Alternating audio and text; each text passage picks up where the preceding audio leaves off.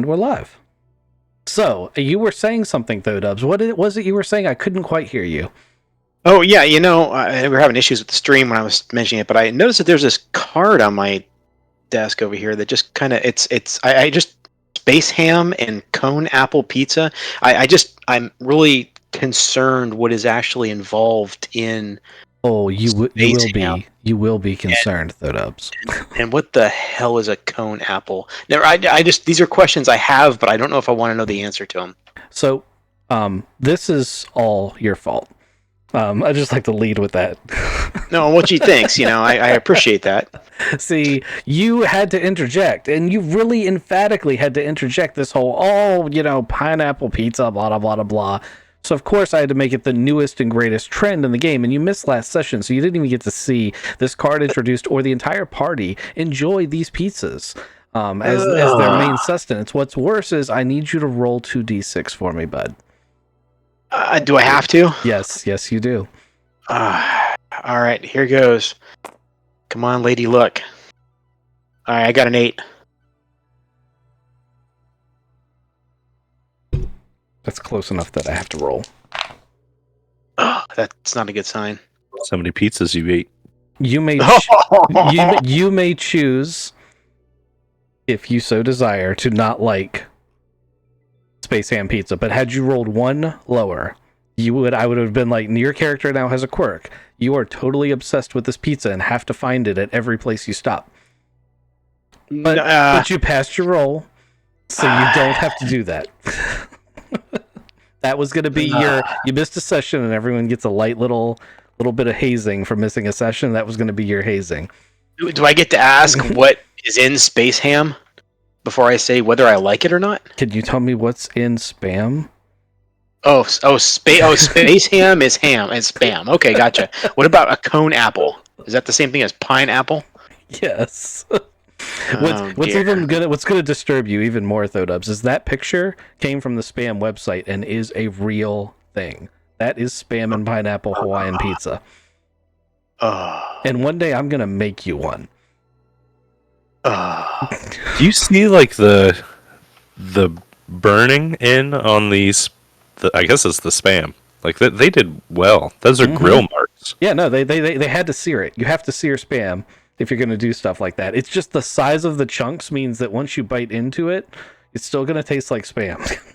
I'm just kind of concerned about the black edges between the cheese and the crust. Like, I mean, was this cooked on an open fire? Sure. It probably is, yeah. Oh dear, this is like right next to a pig pit, No, it's a brick oven. If they had a pig pit, it wouldn't be Spam. Oh, good point. So I wanted those cards on your desk so that you would see this and get this glorious. This card this is for you, buddy. You helped me make the story. Your inputs caused this amazing piece of lore to enter our story.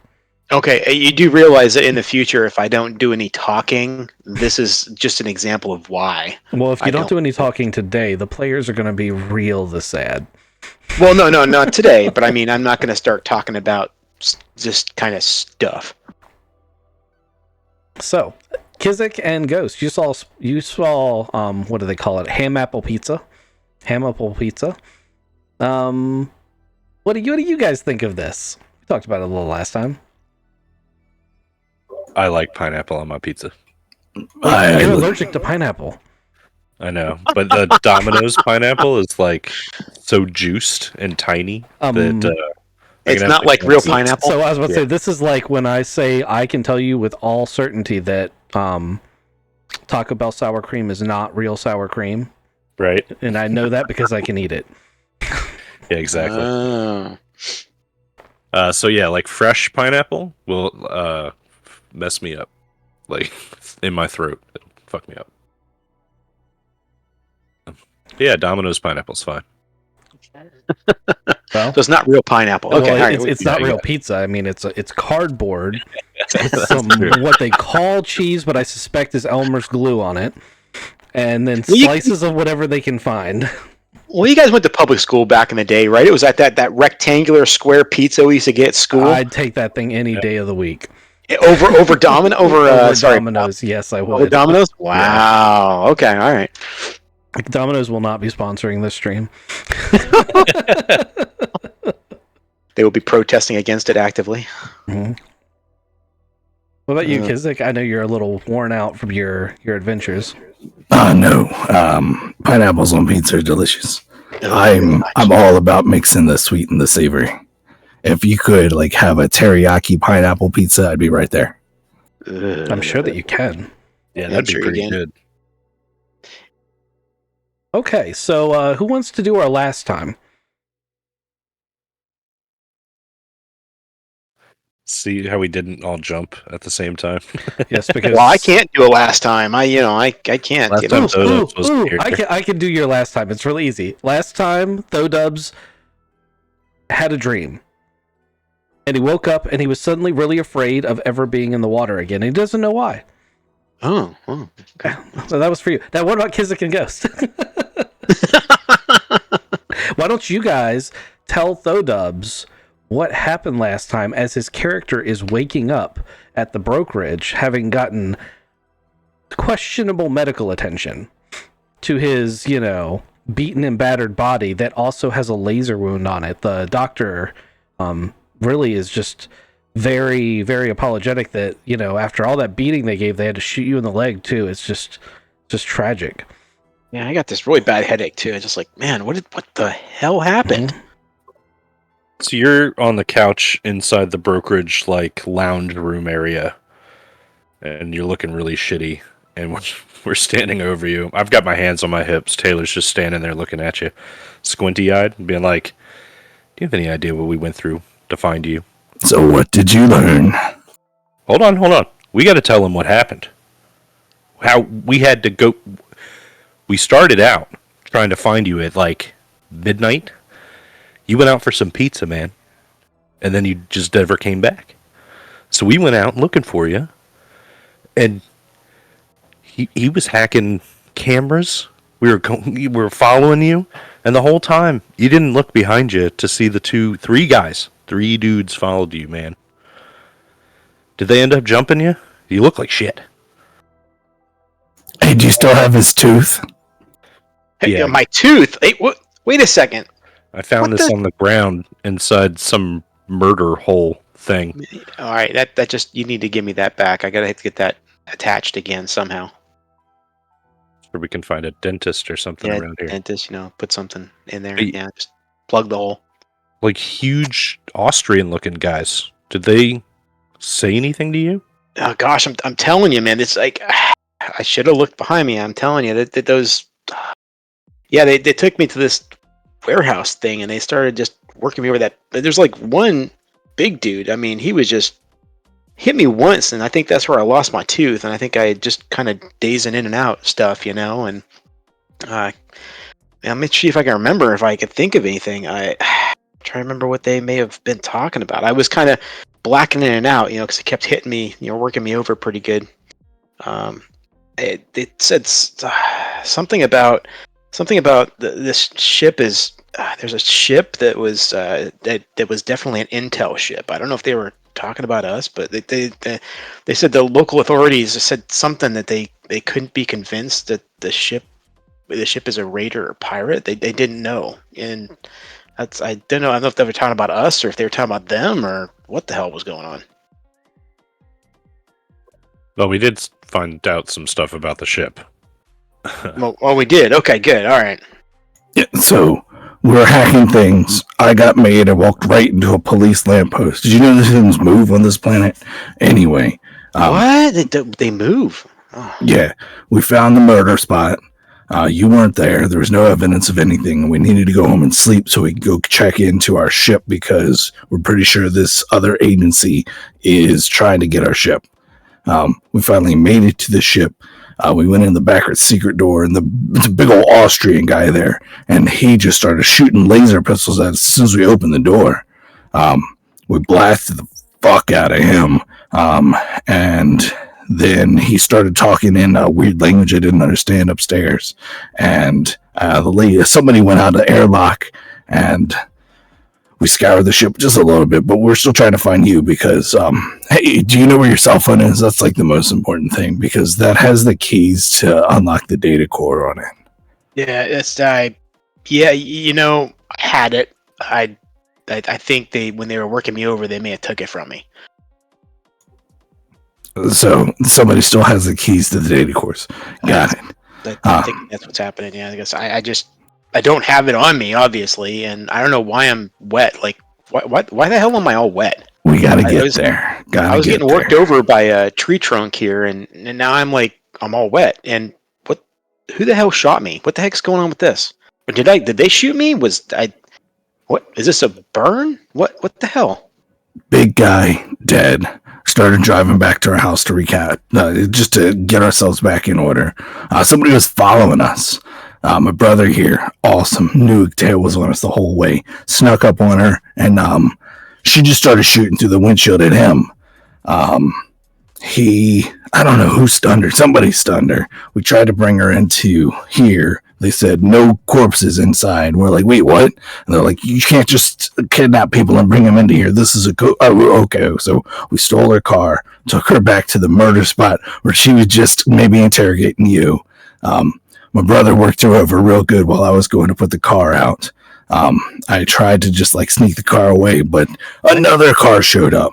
I got in a big old car chase. I took a left that I probably shouldn't have been able to make, but I made it, and the car jumped and went into the ditch. And I was sitting there on the bank going, like, do I want to save this guy? Because clearly he's a bad guy. He shot at me first, didn't even just let me do anything, but his car is now in the river. And I got a call over comms that said you were in the trunk. So we jumped Whoa, into whoa! I was in a trunk, and I was in the river. Yeah, you're a bad spy. You were in a trunk and you lost the codes to our encrypted things. And So and we I need was you. in a river, and Yeah. you helped me to go in the river. And what's up with this burn mark on my leg? What's going on with it? Why is it hurt? I mean, that shouldn't hurt. That automatically cauterized itself. Well, yeah, but it's like all like it's like hard, like it's like all scabbed over and kind of just not like feeling its best. Yeah, so I went to the driver's side. I was trying to shoot the door open. Turns out he had a like real good car. I couldn't shoot through the window to open the door. I couldn't shoot the door to open it. So I was sitting there, and this car was sinking away from me.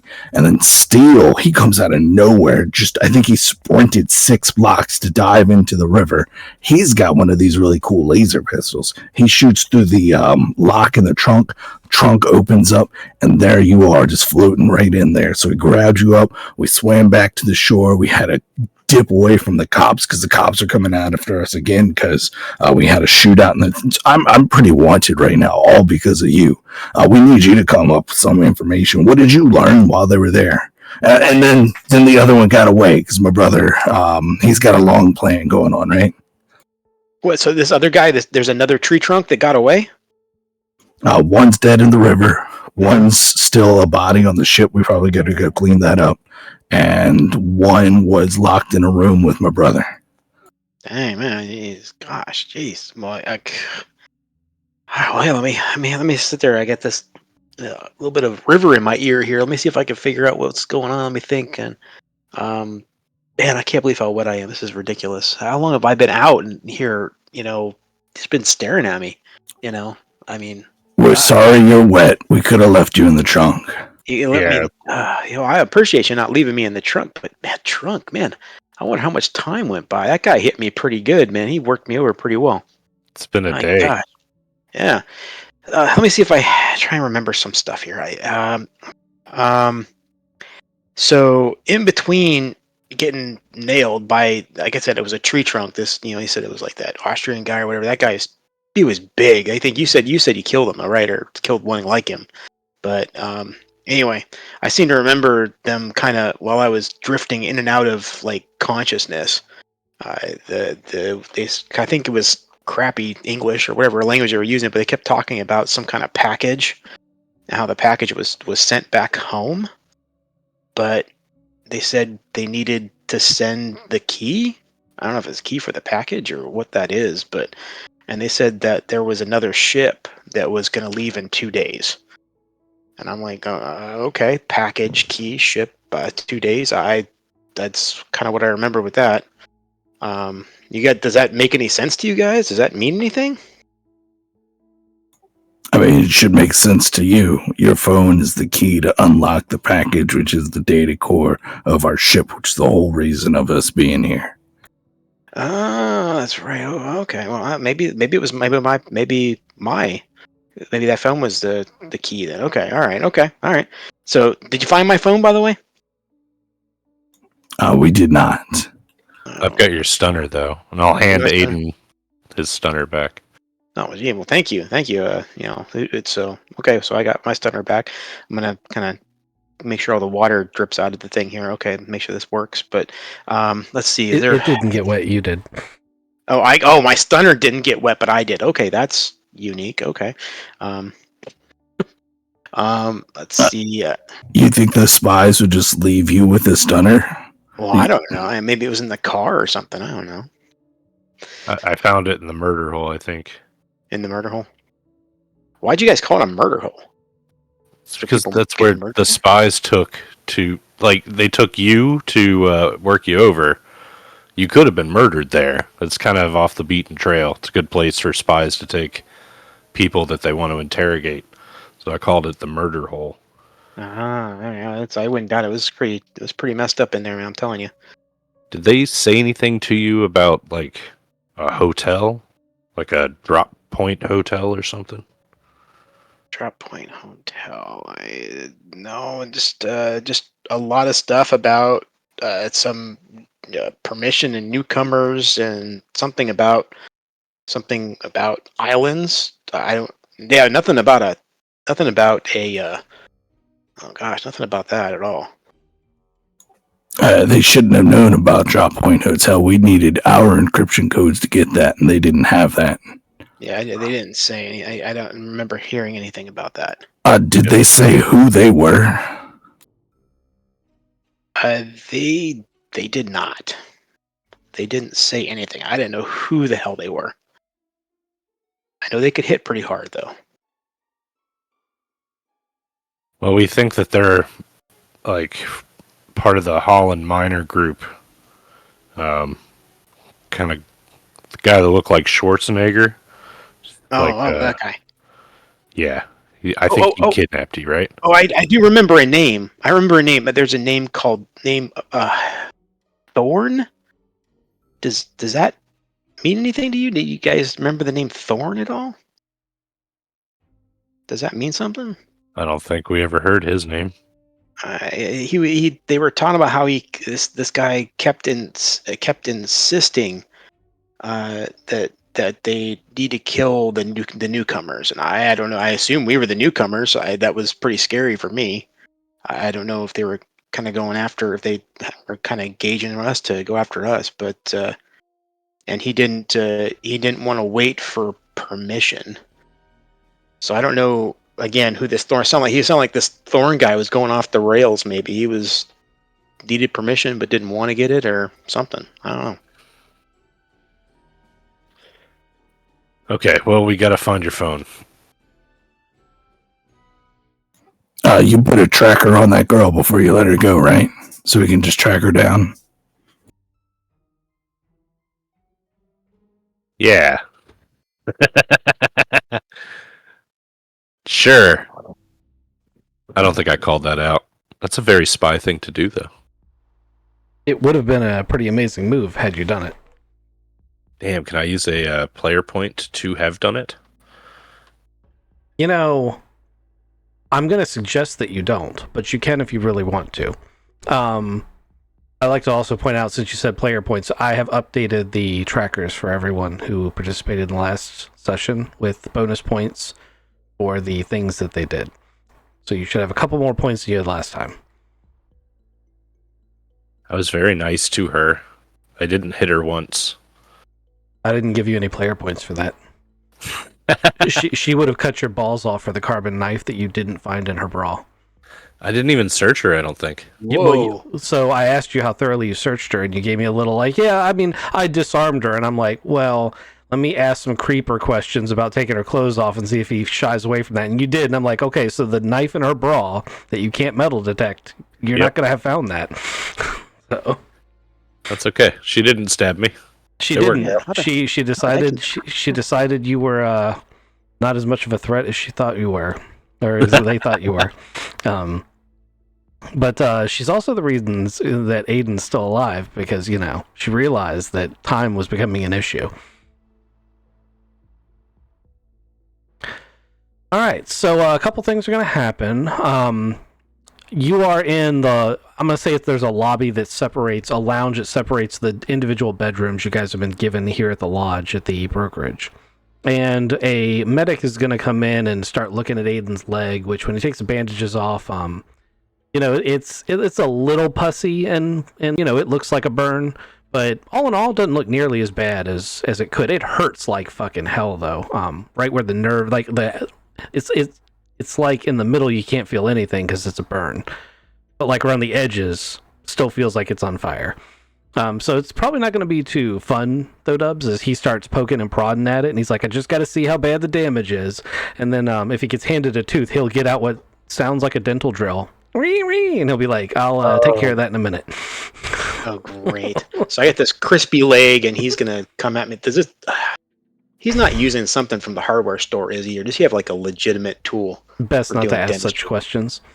All right. Okay. A wire I just brush. closed my eyes. And as you're, you know, grinding your teeth in pain, which they already hurt too, because you're missing a tooth and you've had your jaw, you look over and there's a duffel bag that's half open, and there are fucking gold bars spilling out of it. I'm gonna snatch that up and zip it up real quick. Though, Dubs, you see it. Wow. That's It's really cool. heavy That's as nice. I'm moving it. As it... I see it, but I'm not going to say anything about it, you know, in front of the doctor.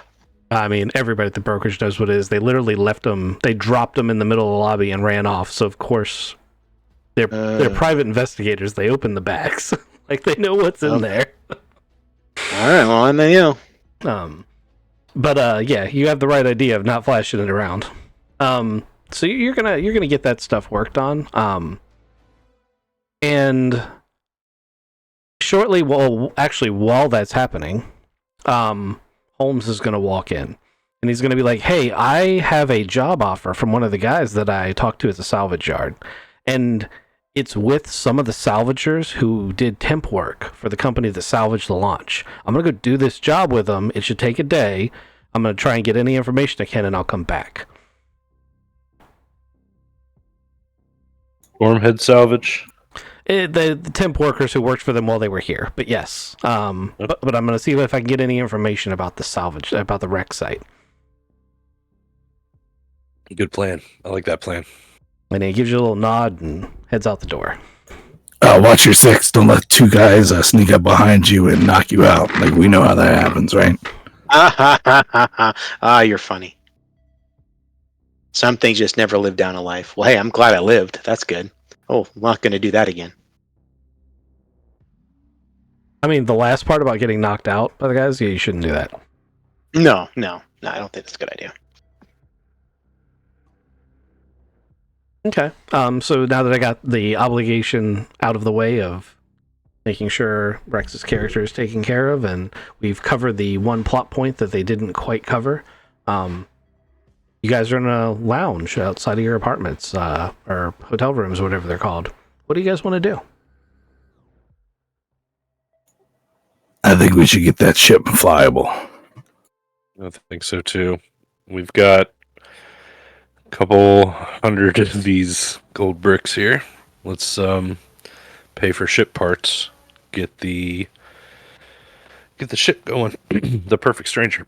You have 1,000 credit gold bricks. So you guys found the ship. We got the ship. How's the ship looking? It's in rough shape. It's been kind of picked apart. The data cores are missing, obviously. But there was a secret room. That's where we found the Schwarzenegger-looking guy. And he shot at us, and we had this whole shootout thing. And anyway, in that secret room, all of the stuff had already been taken out. But we did some research and found a point, like a location on their star map where they had been. But they had tried to, like, encrypt it and scrub it. But we found it, so, you know, we've got a lead, maybe. I don't know what to do with it, really. But, like, we can't find the launch. We're going to have to rebuild the ship, but at the end of the day, the data cores are the important thing, right? I don't think they're here. Or our buddy here wouldn't have gotten kidnapped and all of that. Yeah, I mean, he said that he heard them say the package was sent back home and they need the keys to the package. I think they now have the key, but we need to confirm all that. We need to get some information. Like, we are spies after all. So I'd like to try to rebuild the data cores so we can start spying again, see what's in that super spy suite that we have down there. You guys are both engineers, so you could look over the ship and like give us an idea of what we need to look for. I'm good with that. I can limp over there and take a look at that and get that going. I would also suggest that we need to, that one guy I heard that this Thorn. We might, once we start getting the data core up and running, we want to see if we can find anything on this guy. Point of order. I think that the data core is like a piece of hardware, and it's missing. And it's so advanced that we're not going to find a replacement here for a data core to even try to rebuild it. Special hardware, right? Do you think that guy Thorn might have it or know something about it? We could look into it. That's like the only name I heard. I mean, that they were talking about. Metagame knowledge-wise, you would know that the data core is too advanced. It's a quantum computer. The core itself is not something you could replicate here. However, the ports it plugs into are kind of like USBs. So, yeah, you're right. You couldn't rebuild the core, but that doesn't mean you couldn't build a data device to accomplish the goal Kizik stated. Okay. Tracking. Yeah, I would have got there eventually. It's just a hard drive. It's not fancy like that one, but still holds data. But I gotta be the ship to figure all that stuff out. But thanks for looking out. I thought you know the computers now. You learning. We can, let's go to the ship then, I guess, and let's start putting a list together of stuff that we need to buy or stuff that we can fix. You need a hand up there. So a couple things are going to happen here. First and foremost, as the medic has been working on his leg, he put an injector in the leg, and Thodubs, your head is swimming. And you realize you've been sedated. And just as you're about to black out, he puts a thing in your mouth that keeps you from biting down. It's like, I'm going to get that tooth put right back in there. You just lay down for a second.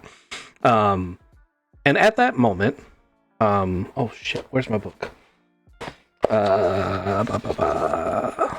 Stacy. At that moment, the guy dropped the instruction manual on how to do this. What in the book? Oh. Yeah, it's too bad you're passing out. Just as he's like, I'm sure this works somehow. Oh my gosh. Stacy appears at the door and is like, hey, you guys gave me your real names, right? Anyway, I don't remember. Okay, you can choose. It's fine. She's gonna know that you're brothers. It's gonna signal you both over to her, and she's gonna lean in and say, "There's a detective from local law enforcement in the lobby, and he would like a word with Luca, and he knows he's here, and that puts me in a very difficult position because, as you're aware, the brokerage relies on our relationship with local government to accomplish our goals. And at the same time, I, don't want to put you as our clientele in any incredibly bad position. So yeah, I'm headed out. Don't worry. Well, hold on. He's already here. He's pretty sure you're here. Yeah, I said I'm headed. I'm gonna go talk to him. Okay. Unless you don't want me to. Well, that was going to depend on how you were going to answer my question. But if you just want to talk to him, I certainly won't stop you. But I was going to ask, have you done anything illegal that would actually warrant the police officer being interested? Because he's not a bad guy. I've dealt with him before. So, define illegal. It's a whole new. Have you killed anyone? Not in self-defense. I think you meant that the other way. Did I?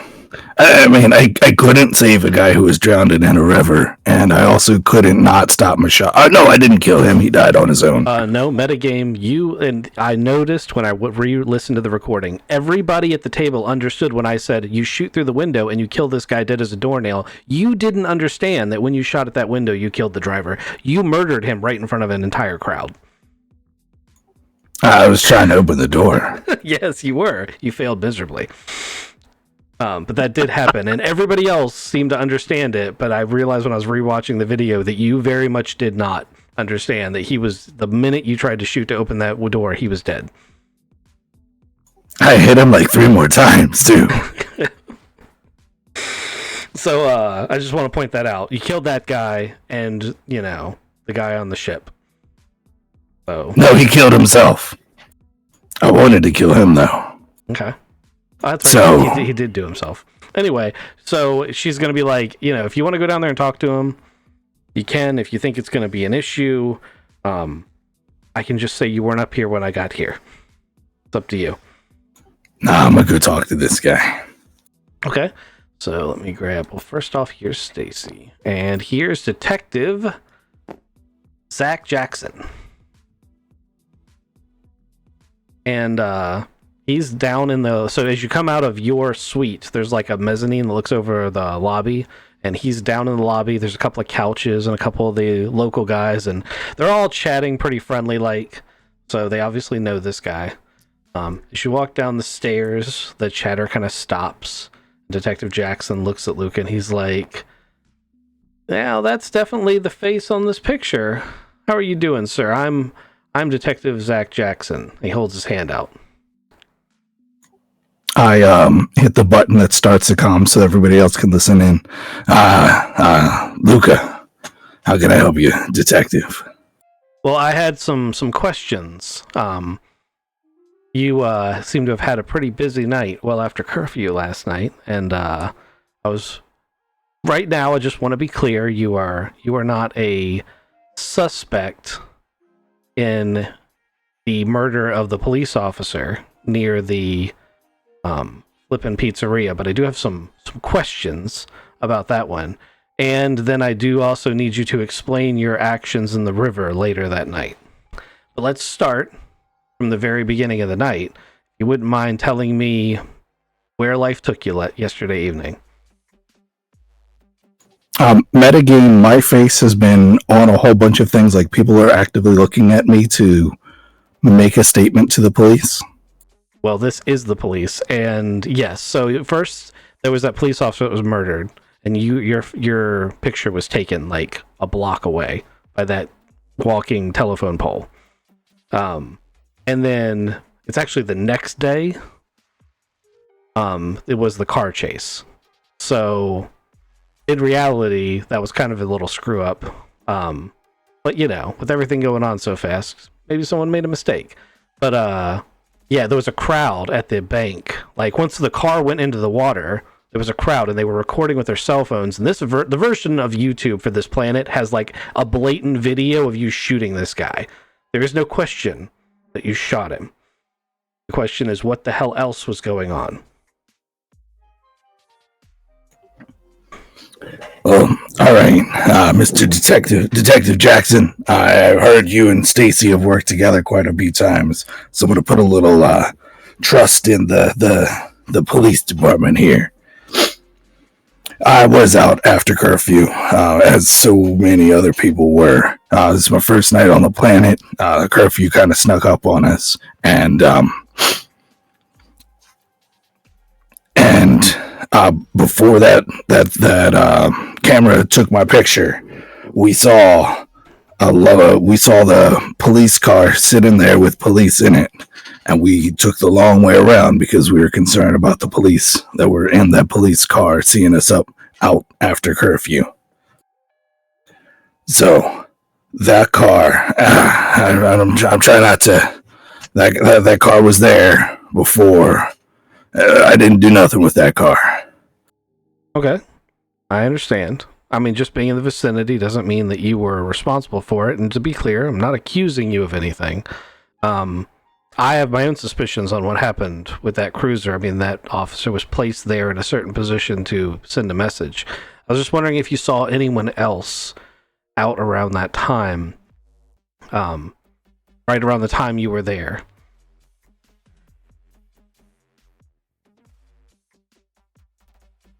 There was a suspicious, like, real big Austrian character that was there a couple of hours beforehand. Interesting. Any further description on that gentleman?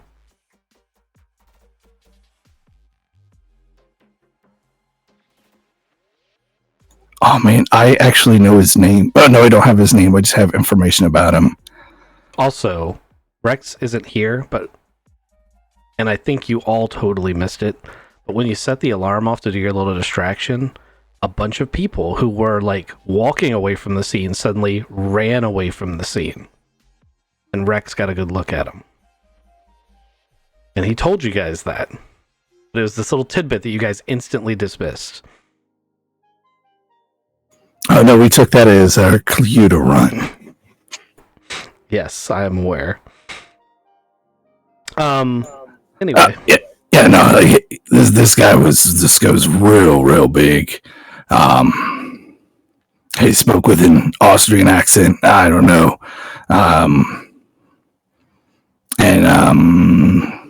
Yeah. Okay. All right, let's fast forward to your little car accident at the river. What happened there? How did you end up in a high-speed car chase in a car that doesn't belong to you, that was later found burnt down to the wheels?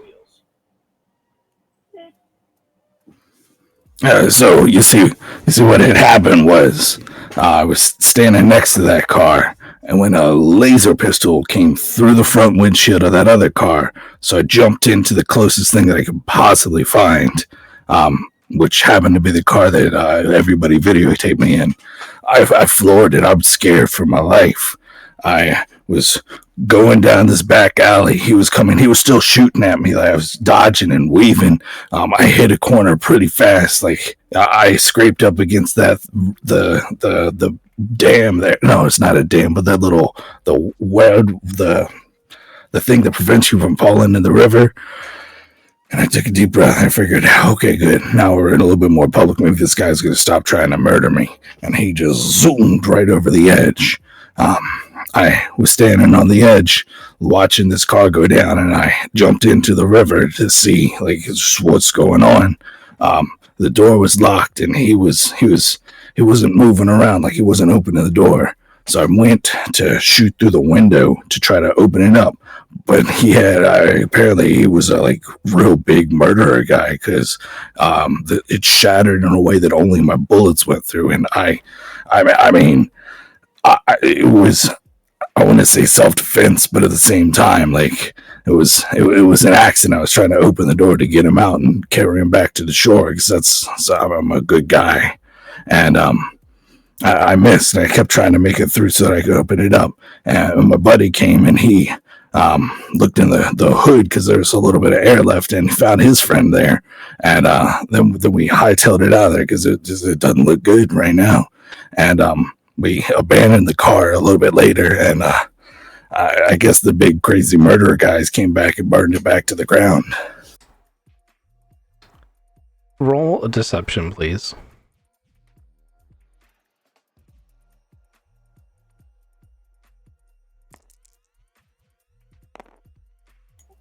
8 + 1 is a 9.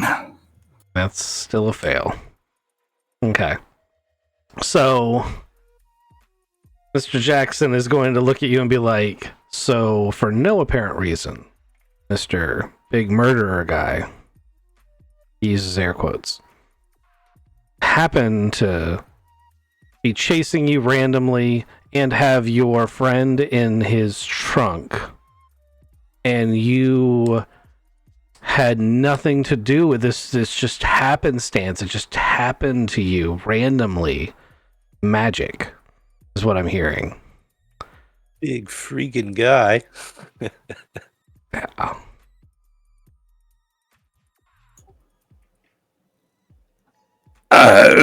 You asked me what happened, and those are all of the things that happened. Yeah.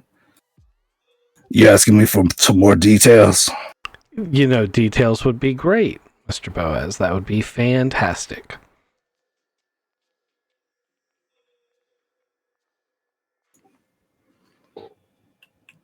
Yeah. So I'm that big Austrian guy I told you about that was going through the place before the police officer was murdered and staged. I think he was working with the other guy. I might have been doing a little investigating. I might have found a lady that worked with him, and we might have found her car in this alleyway. And he also the murder guy. He might have found me finding her car in the alley, and So what you're saying is this murder guy and this woman who you are going to describe in great detail for me kidnapped your friend for what reason? we know he went out looking for pizza. I haven't seen my friend. I seen him. He's still recovering from all his injuries. He might have some more details about him, but we're just trying to figure out who they are and why they would kidnap and try to murder everybody. And you didn't think that going to the police was a good idea because... Because they took my picture that time, and I was just real worried. Again, this is a new planet. But I'm here, I'm talking to you now. I have another question for you, Mr. Boaz. Yes, sir. Do you think I'm a fucking idiot?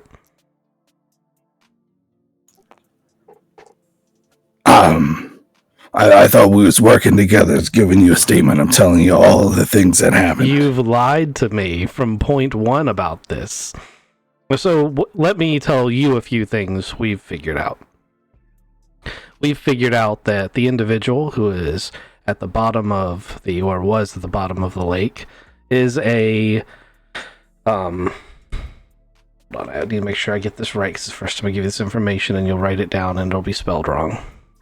How are we supposed to know it if it's the first time? Right.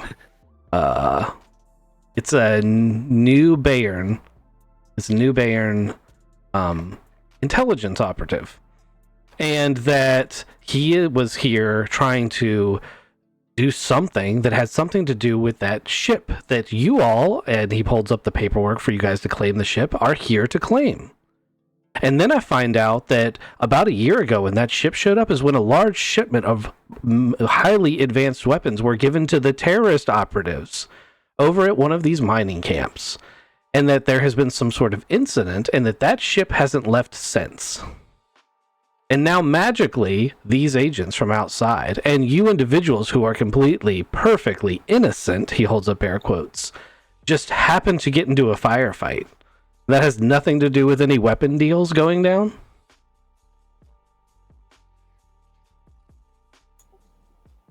I honestly don't know of any weapon deals going down. And I look at him kind of cockeyed and I go like for real honest. You said they're from New Bain Intelligence? I'm relatively certain you know where they're from. All right, so you say you've got nothing to do with this. I've got footage of you going into your ship, so you're saying there's no weapons in that ship. I mean, there's a regular arsenal, but it's nothing. It's a cargo ship. Nothing outside the law level, is what you're saying. Yeah. So you wouldn't mind giving me a tour of the ship?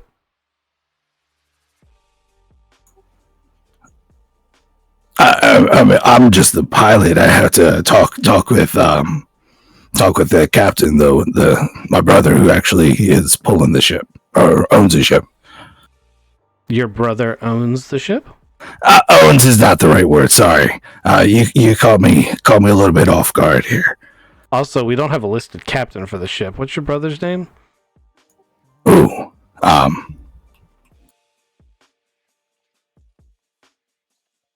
You don't know your brother's name? no, I know his name. His name is Taylor. He's the captain. Like he's in the army. I call him the captain. So I don't know if he's going to be the captain of the ship, or maybe he'll make me. No, he's not going to make me the captain. I'm here talking to the police. It's not like best things, right? So your crew is the kind of crew where talking to the police would be seen as a bad thing. Jesus Christ. No, not at all. Not at all. Talking to the police is a good thing. So how about we take a ride over to the starport, and you'll let me and a couple of my deputies just have a quick look through your ship for any contraband. You're welcome to stay with us the whole time. And if there's no weapons on board, then as far as I'm concerned, I'll take your statement as is. I'm relatively certain you're lying to me. But my main concern is stopping the flow of weapons to terrorists who are killing civilians. We're not providing weapons for terrorists and killing civilians. He waves to the door, as in, after you. Let's go. Yeah. There's bodies on the ship, right? Did we bury those? You did not. Your only saving grace is that there's only one body, and it's in the secret room. Yeah, it's in the secret room. I remember that. Yeah, well, I'm headed out this door, and I'm gonna take this fine police officer to our ship now. Yeah, I'm gonna try to. Who the hell are you talking to? Just taking a deep breath. I'm following you, sir. Let's go. Oh no, you're following me. All right. So Luca and Detective Jackson go out to the vehicle. The rest of the party probably ready to just absolutely murder him. But Taylor, he looks at Aiden. He's like, "Come on, Limpy, let's go. We gotta get to the ship real quick." Okay, all right. It sounds like it doesn't sound very good. So what's going on with the ship? What's the condition of the ship? What? Oh man. It's in shambles. We're gonna have to put it together. It's gonna be very expensive. Well, no. I mean, is there stuff that we don't want this guy to find out? as I mean, you two are there's a having body. that conversation, Stacy comes up the door, bursts through the door, and chucks a set of keys at Taylor, and she says, "Black sedan, back alley." I catch him and I blow her a kiss. I'm like, "You're the best." We're gonna run down the back stairs. all right, shit, man. I'm right here with you. Okay. Gotta get. I need a drive wheel check. I'm assuming Taylor is driving. Really, it's better for Taylor, even if your scores are the same, because I would make, because of all the medicine, Thodub's character take a -1. Yeah, you're fucked up. That's okay. I've got a 0 in drive, so No, I can drive. Hey, just give me those keys. I can do this. no. That's an intellect, or is that like dexterity? It's dexterity, sir. Oh no. 6 total. Okay. A 6 is a fail. So I was mainly seeing if you could get there quickly. It's not a critical fail, so I'm not going to have you wreck the car. You needed an 8 to pass. But unfortunately, the police officers are going to get to the ship before you get there. So I'm going to switch to that map. Lights, siren on. They did, I'm stuck in traffic. Yeah, they didn't put lights and sirens on, but they know the city and you don't. Is what it really came down to. They're trying to fly casual the whole time. I mean, I'm not going to make you role play it because we did a pretty good, nice little role play. I'm very happy with it. But Kizik, Jackson's just punching holes in Luca's story the whole way down the road. Like, he's asking questions over and over again, and every time you give a different answer, he's pointing out the differences. This guy's really good at his job. Yeah, you see what has happened is I mean, yeah, that's just a little bit more things, but we definitely aren't providing weapons for the people. Like we're good guys, just here to pick up a ship. Is it just me, or is Luca doing a lot of talking when he shouldn't be saying a lot? Less is more to cops. I said we was going to work with him because he worked with Stacy. I thought this guy was going to just talk to us. Yeah. I think this is the map we used last time. Yeah, I'm pretty sure this is the right one. Okay, so let me just go ahead and squiggly red line. There is a body right here at the bottom of this access hatch that in the secret room that is not supposed to exist on the official deck plan you provided to your predecessors provided to the starport. It's also worth noting that these cargo doors in the back are fake. They don't work. If you open them, you're going to be staring down the gun barrel of 2 triple turrets that the ship shouldn't have. Okay? You guys know this because it's just part of your briefing on the ship. I'm just going over information you guys should know.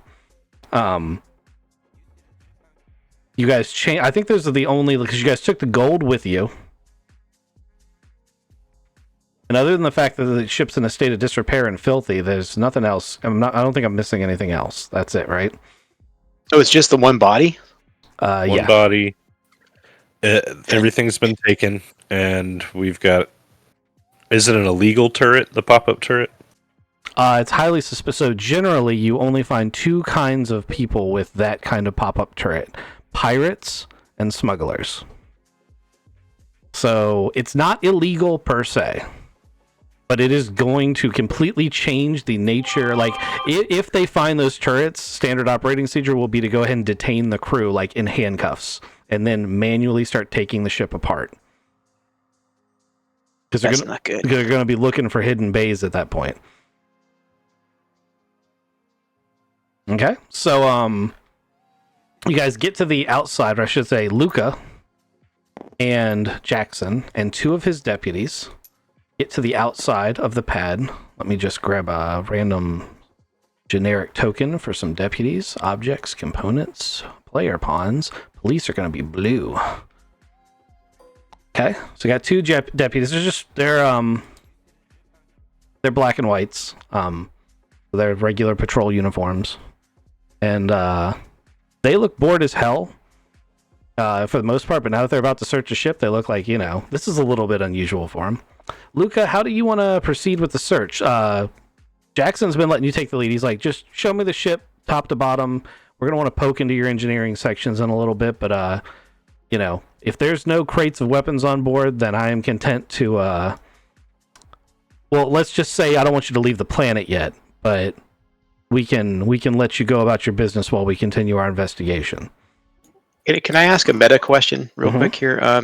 So I'm assuming since Luca has comms on, that's a 2-way comm, right? He can hear us, we can hear him type thing. So since they're cell phones, I'm assuming he has Bluetooth in his ear, and you're in a call with him. Like, you guys are in a Discord call with him, but he's got his microphone jacked up so you can hear stuff around him. Gotcha. Okay, so when we talk to him, nobody else is going to hear us then, basically. Not unless they're looking really closely. With that said, detectives are they have to be a couple of different things. One of them is good at ferreting out lies. Another is observing things. Mm-hmm. Putting that out there. Oh, okay. All right. So, okay. Thank you. Metagame, can we get to this upper deck, which is right next to the thing? Not without ladders and rope. Those are for space docking. Cool. So the right way to enter the ship is through the hatch in the front. Yes. All right. Luca's going to lead the cops in, going, oh my goodness, you're not going to imagine the state of the ship right now. It's been sitting here. Oh man, we got to do so much work before this thing can be airborne again. It's been sitting here for 8 months, according to the report I've got. Yeah. Yeah. When you take one of those jobs and say, just go pick up a ship and deliver it. Oh, it's been one of those days. So open up the cargo bay doors. Okay. I'm getting a little bit of feedback from you, Kizik. I got my thing up real high and I'm leaning in, trying to be real cool and microphony. I got to remember to push to talk. There we go. Okay, so these big cavernous doors open. You guys left the ship blacked out, or you lit? Actually, I think Ghost specifically said he got all the lights working and left them on. that right? Yeah. Okay. So it opens up to this big cavernous bay, and it's lit, but it is completely empty. So you can see, because it's in its open configuration, you can actually see all the way to this back wall, because these panels extend and retract depending on what kind of fuel you're carrying. And there's cargo bay doors in the middle, so you can actually see all the way back to this thing, and the cargo bay hold is completely empty. And as it opens, Luca does notice that Jackson looks slightly deflated, that there's nothing in here at all. Yeah. We stepped foot on her. Yes, 2 days ago was the first time we actually made it through all of the red tape to get here. You take this elevator up here, we can go to the bridge. No, yeah, that's the bridge. Is the part, the captain's area. Okay, so I don't know if you want to do anything, but Taylor and Aiden are now arriving at the pad. Okay, and Jackson follows Lucas, so you get up here to the crew deck, and once again, everything's lit. You didn't clean the place up, so it still has, like, there's still debris and stuff, and it looks lived in, and no one bothered to clean the last meal out of the galley, so it's covered in mold.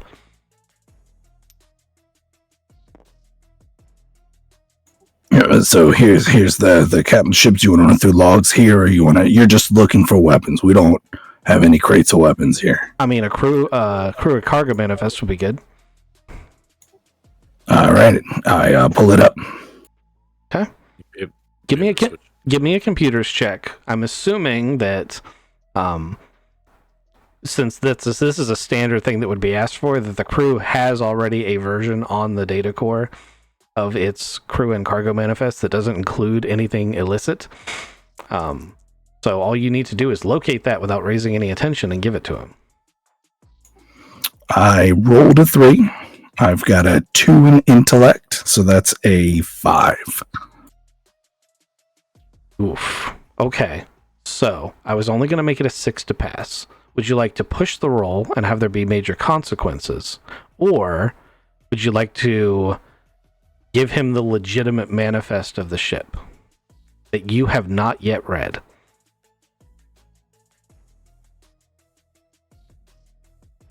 I'm only here because of major consequences. But I also don't know what's on that actual thing, and he's a police officer. So I hit enter, I see it pop up, and then I drag a folder over and I double click on it and open it up, and I take those major consequences. Okay. Alrighty, so you hand him the fake manifest that says there's nothing in the... Basically, that's... You find the fake manifest at, like, the last second. Okay?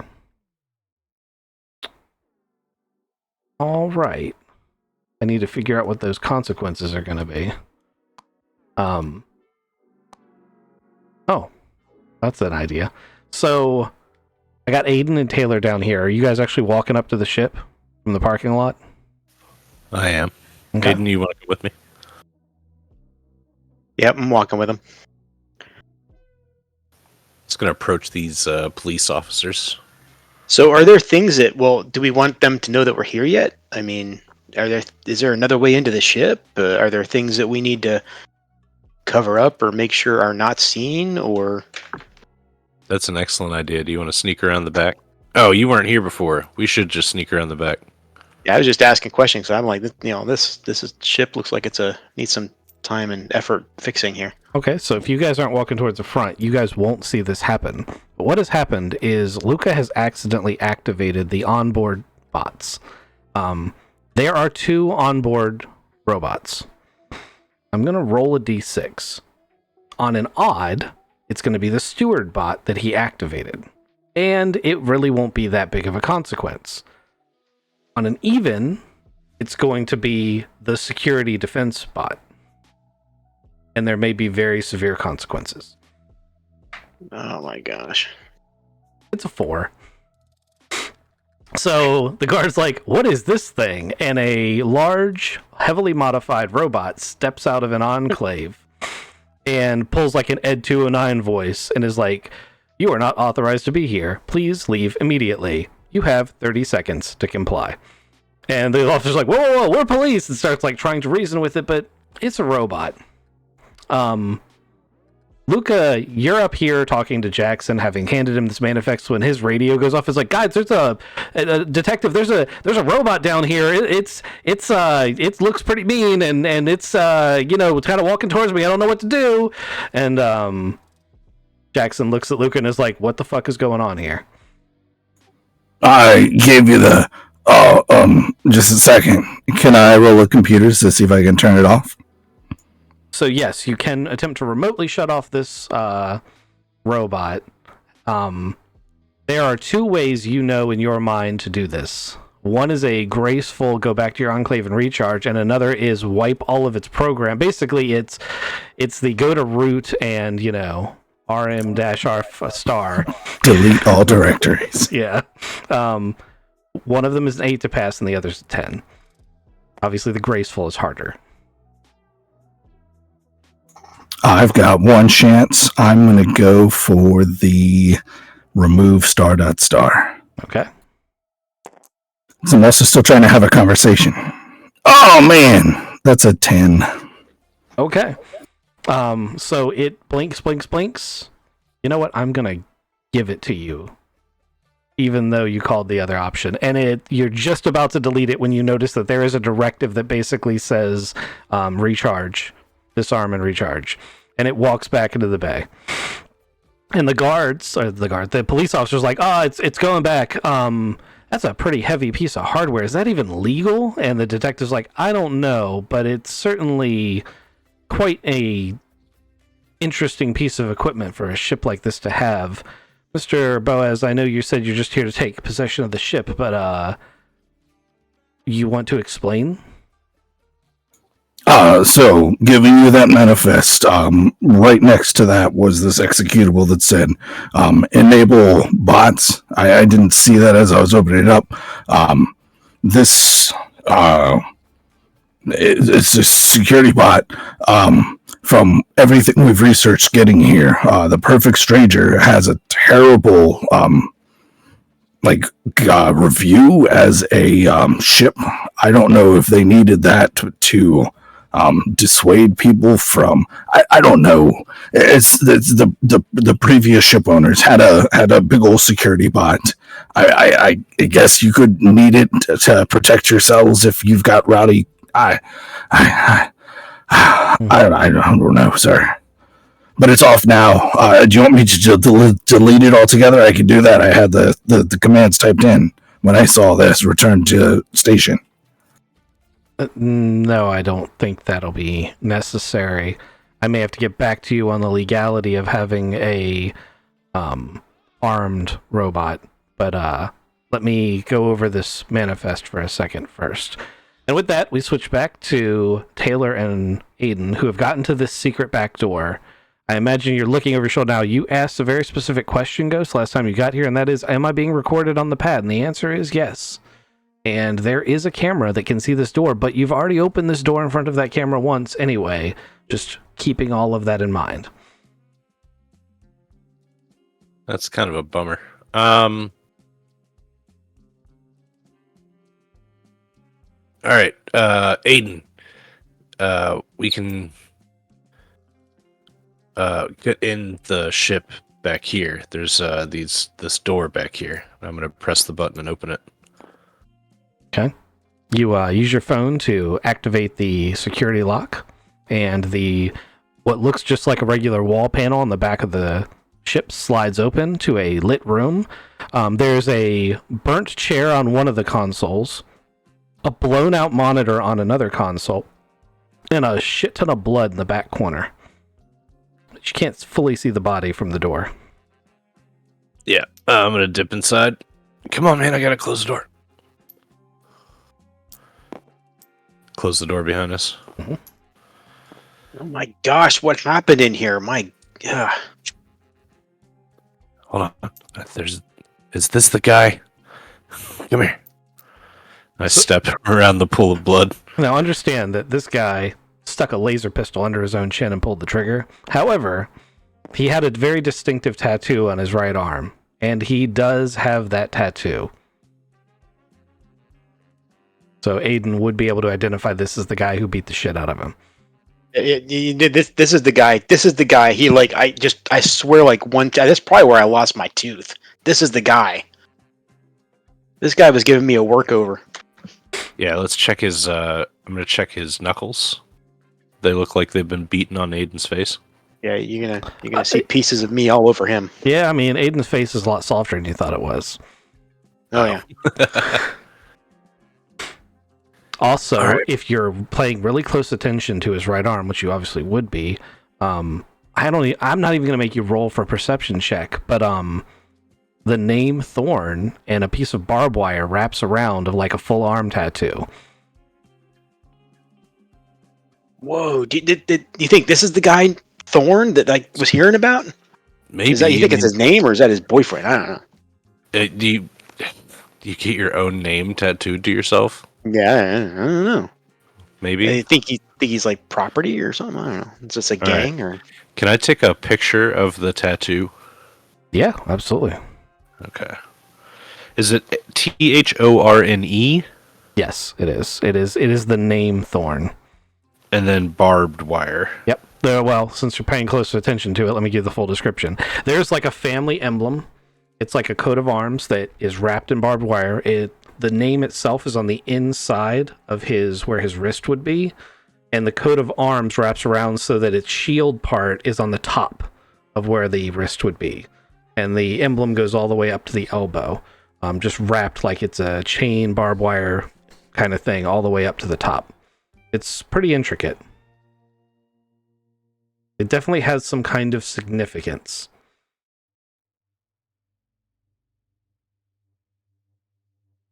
You know any thorns? I don't. Other than them mentioning it when I was getting worked over. All right. Well, there was a computer in here earlier that maybe I could check like systems, see where people are at. So there is one computer chair combo that is fully intact that Kizik was using last time, and you can just activate it. And it's set up for spying, but it's not really meant for spying on people within the ship. With that said, it's got a full comm array that's built for hacking things, and it immediately recognizes your comm signals and does tap you into some comms going back and forth, not just between your connection with Luca, but between Jackson and the two officers. The two officers are now cautiously moving through, and you just as it kicks in, catch Jackson saying, "Guys, you got to be more careful. You don't know what you're touching in here." And while I'm not sure these guys are arms smugglers, I'm willing to bet they are not merchants. Nice. So I'm assuming this is a room that we're in that we do not want them to come in, considering it's looking like it's the horror film in here with the blood everywhere. Yes. Don't. Okay, don't is there a let way me- to deactivate the control panel or something, or make it look like it's damaged, where when they're doing the tour that they might not be able to get in here? So from the briefing, they did mention it. This door is semi-concealed. It's secret. Yeah, I mean, it's not super well concealed. It's like a bookshelf wall. It's not really a book. Oh. You know what I mean? Like, it's built to look like the wall, but if you got real close to it, you could figure it out. The problem is actually the hatch. They couldn't conceal the iris valve directly above where this guy's killed on the second floor. Right here is a hatch. And if they walk around that corner, they're going to see that hatch, and it opens directly into that room. Now, it's code locked, so only the crew can open and close it. But With that detective is one I'm going to want him to open that. if he sees it, yes. Yeah. That's going to be your main problem. Okay? So I'm going to give you guys a quick minute to come up with a plan, and then we'll go back to Luca and Jackson. Luca, what have you been doing, just out of curiosity, while Jackson's been reading this pad and mumbling to himself in a voice you can't hear?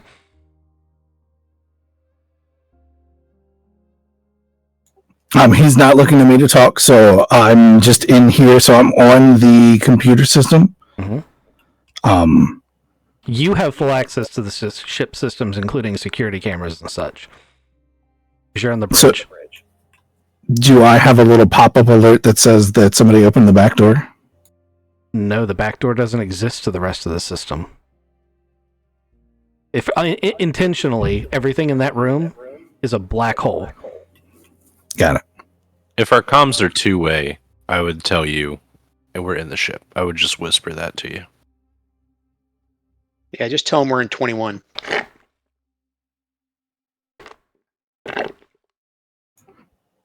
We're in the ship. Yep. I say as I'm typing away on the keyboard, going, I mean, look, all of there's just so many things we got to get ready before we can get her up in the air, because that's all I really care. I just want to get her back up in the air, and then I'm going to type and I'm going to try to listen into Detective Jackson as much as I can. You're not really able to hear what he's saying. That feedback is terrible, man.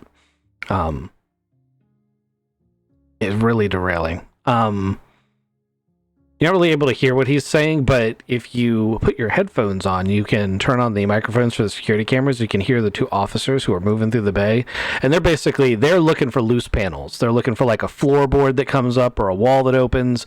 They're paying these locks are special locks that are not normal, so they're paying very close attention to them, because if you read the briefing on the ship, these locks can be converted to carry either fuel or cargo. So there's an airlock between each of these sections. The whole wall basically extends and retracts. I say to myself, do you need me to go help the officers, or you want to see if anybody can? Well, before we move on with that, I wanted to let Aiden and Taylor have a minute to clean up their mess. I just wanted to know what you were doing while what they're doing is going on. Listening in and relaying information back.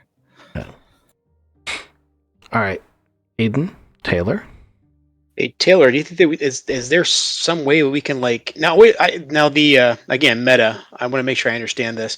Why is this hatch actually a dotted line versus solid?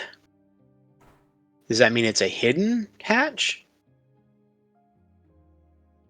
No, it's not hidden. So I just was wondering what the difference was, I guess. They go up and down. Okay. And if I remember correctly, so you are asking a very specific question about something that's not standard. So first off, I'm going to tell you, I'm guessing, and I don't have an answer for your question. Okay. Like, it has no contextual bearing on what you're trying to do. I can tell you that right now. Okay. I thought it was the bottom and the top, but it doesn't make sense for it to be the bottom and the top.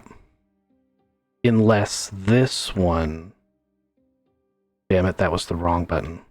Unless this one actually goes to the hangar and this one goes to the room. Actually, that's probably what it is. The dots are the bottom of the hatch, and the solids are the top, because these two are your turrets up here. So that is what it is. So what that means is that this one is the one that actually goes to the room, which is going to make it much harder for you to conceal. I'm sure everyone's real thankful for you pointing that out. Yeah, I'm sorry, guys. Oh no, at least we know now. We should put boxes or something over top of it. Well, so when you make a starship, which, one day we might do a off session where we make a starship, there is actually a terminology that is standardized for doing all of this, but this floor plan was made by another person who, in all honesty, it's a great floor plan. That's why we're using it. But they didn't follow all of the conventions. They did their own stuff.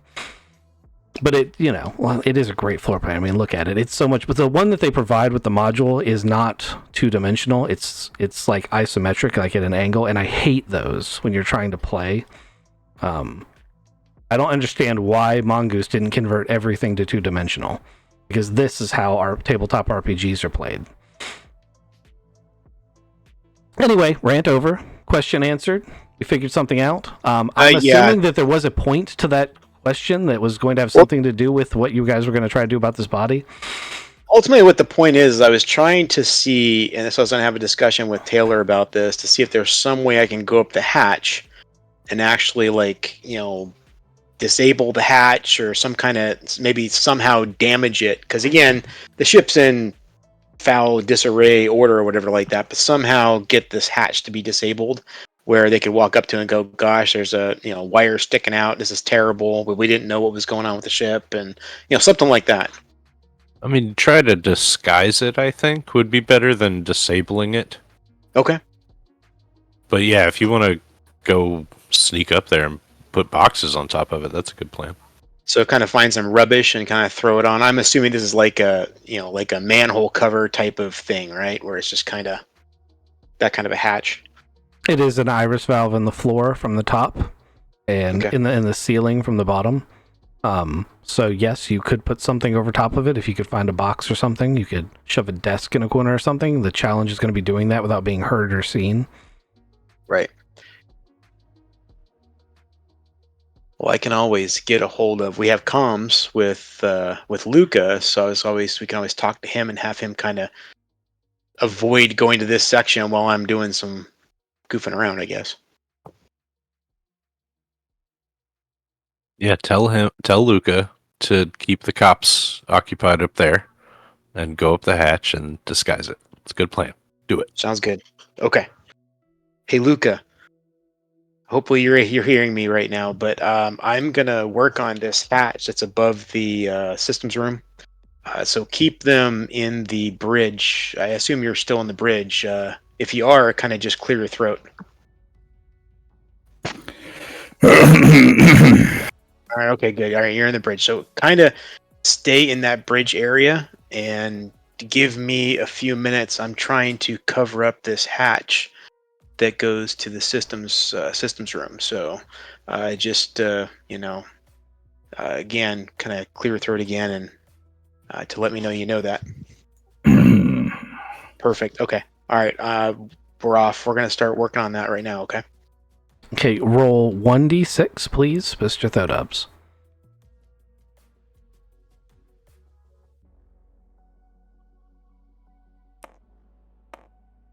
Oh gosh, 1. All right. Let's see what you can do in 10 combat rounds. Oh gosh. Okay. At 10 6-second rounds. All right. It's a minute. Yep. I got 1 minute. That's great. Okay. All right. So I'm gonna go up the hatch. Okay, the hatch opens readily as you come to the top. That's 1 round. All right. So I want to I would like to investigate this particular area right here and kind of see what's in the immediate area that I could use to cover or, cover the hatch or hide the hatch. Nothing that I can think of off the top of my head. You didn't ask for a specific thing, but I'm just going to go ahead and say it's not like there's trash everywhere. The ship isn't a discarded wreck. It's just been sitting on the pad for a long time. It has had some mechanical components removed, but that's mostly been down in the engineering areas. This area, it's just like they stepped out for coffee. The beds are made, like, it's dusty. It's got stuff in the galley that's left out, but Okay. What? what would you expect In to that find case- in the hallway at the office? Yeah, fair enough. Well, I didn't know how much in disarray this was. You said it was kind of disarray, but anyway. So if that's the case, then I'm just going to run over to the storage room Okay. in 17. Okay. It's another 6-second round. And in here you would find all sorts of stuff. Linens, food stores. You could probably find a cardboard box if you want to take a perception roll and look for a box big enough to put over the hatch might be in there. Yes, we are going to look for a cardboard box or some kind of old, dirty, cardboard box. We'll do that. Okay. And you said, what was it? A perception is what you said? Yep, perception. That's your recon plus your intellect.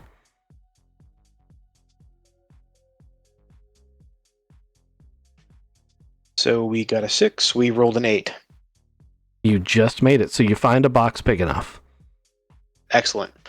So I'm going to grab that box and just kind of run it back out through here and get it propped up to go over the hatch. So as I go down the hatch, Wait. You're kinda- only going to put a box over it. You're not going to do anything else. I mean, I get that Metal Gear Solid is a meme, which is hilarious. But I mean, you walk down a hallway, you know there's hatches in the floor, and you just see a cardboard box sitting in a hallway that leads to nothing, sitting on the floor, and you don't think, man, I should look underneath that? I gotcha. You do you. I probably shouldn't have said anything. No, you're right. You're right. Let's see. Is there anything heavy? Let me look around inside here. I'm looking for something that's reasonably heavy. So in this storage room, the one that you're in, is primarily consisting of consumables. Toilet paper, foodstuffs. I mean, and most of these boxes are empty because they were at the end of a journey when they landed. Wrappers, cleaning supplies, stuff like that is mainly what's in here. Anything dirty or filthy or something that somebody's not going to want to touch or smells bad or anything like that? So the idea is I'm going to put this box over here, put a bunch of nasty stuff all over it, and nobody's going to want to touch it.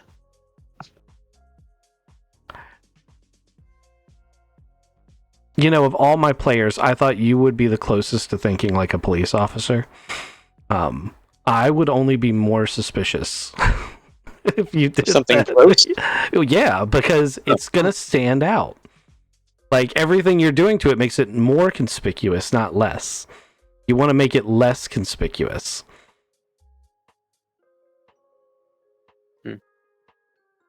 There's tons of stuff in this storage room.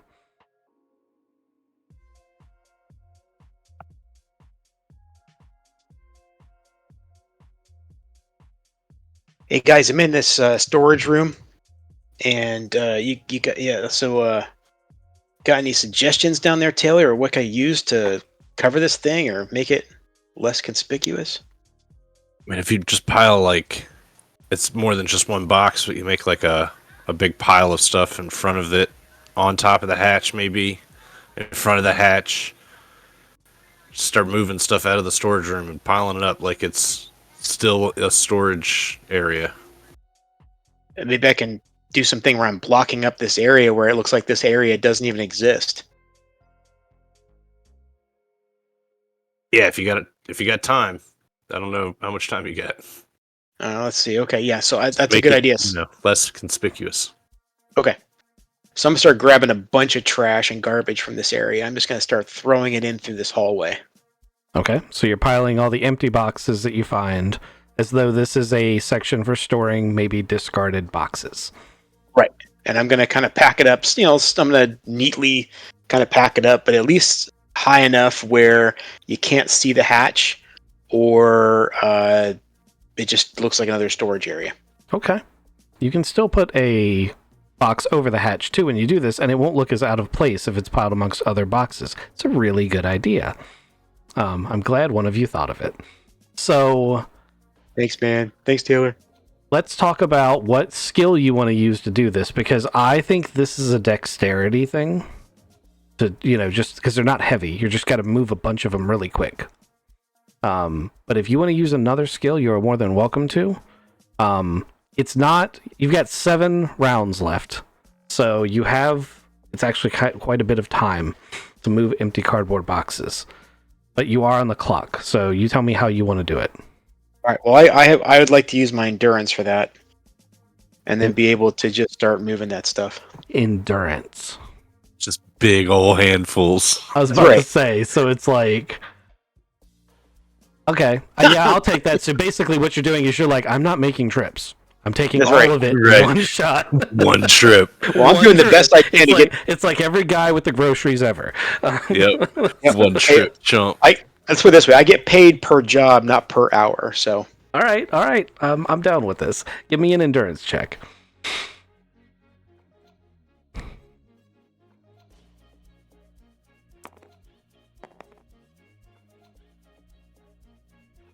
Eight.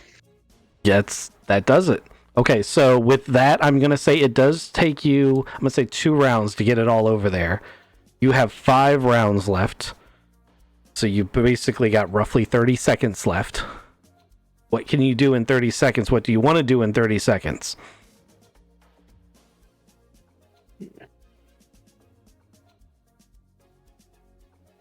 So I've already got this area already kind of blocked up already, right? Yeah, you just kind of thrown them down on the ground now, but they do Oh. look like you would. It looks like you would just have discarded empty cardboard boxes here.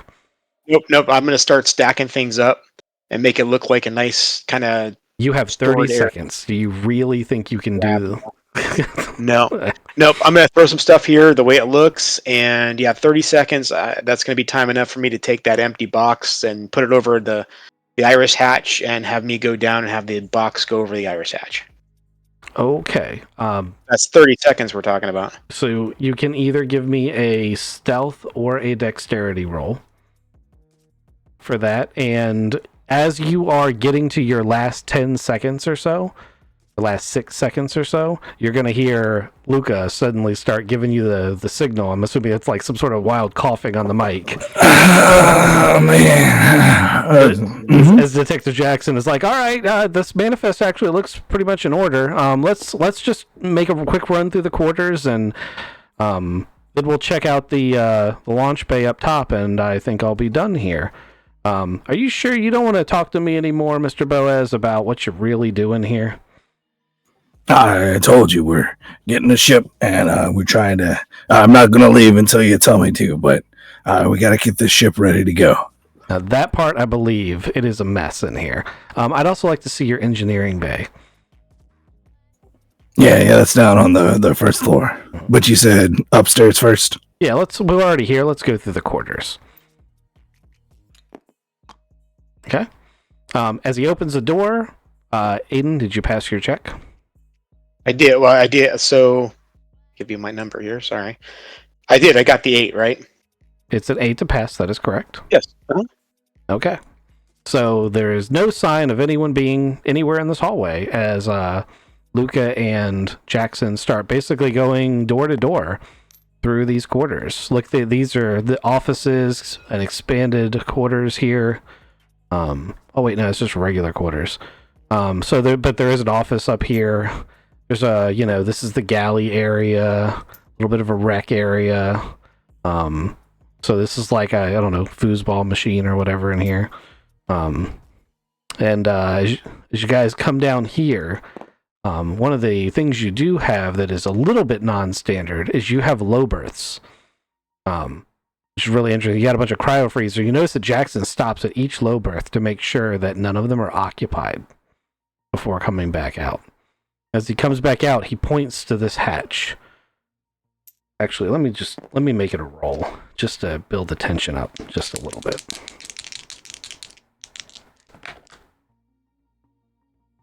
He points to the hatch and he's like, so I'm assuming that goes down to the detention. Oh, well, let's go have a look at this airlock. And he comes over here and he sees this. He's like, oh, I'm assuming that this ramp right here, that must be the way up to the upper deck. Maybe we should check that first. Yeah, you wanted to see the launch. Let's go check that launch out. Yeah, so let's go up there. And he comes up here, and he failed his perception roll to see through your cardboard box facade.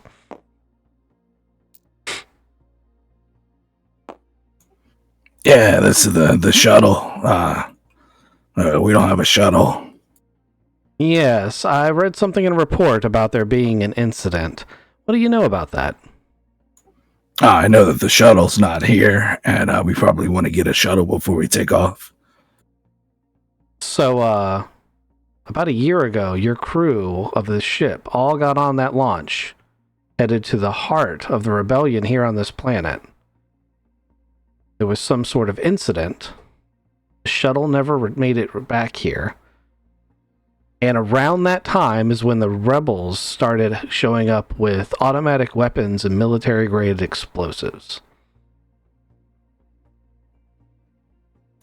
I mean, I got the gig because 2 of the crew showed up way out, like not even in the rift anymore.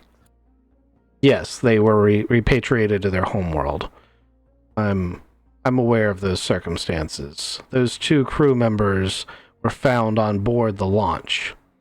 after it crashed. They were actually alive when we sent them onto a montage from here, but apparently they died of their wounds while on a montage or en route to there. Those details are a little fuzzy. Then they were repatriated in accordance with their insurance policy. The rest of your crew are unaccounted for. So you haven't heard anything from them. I haven't. We got the ship, like I said, 2 days ago. Interesting. I'll let you know if I hear from any of them. He gives you a big old toothy grin when you say it. He's like, I'm sure you will, Mr. Boaz. Let's see the engine room. All right.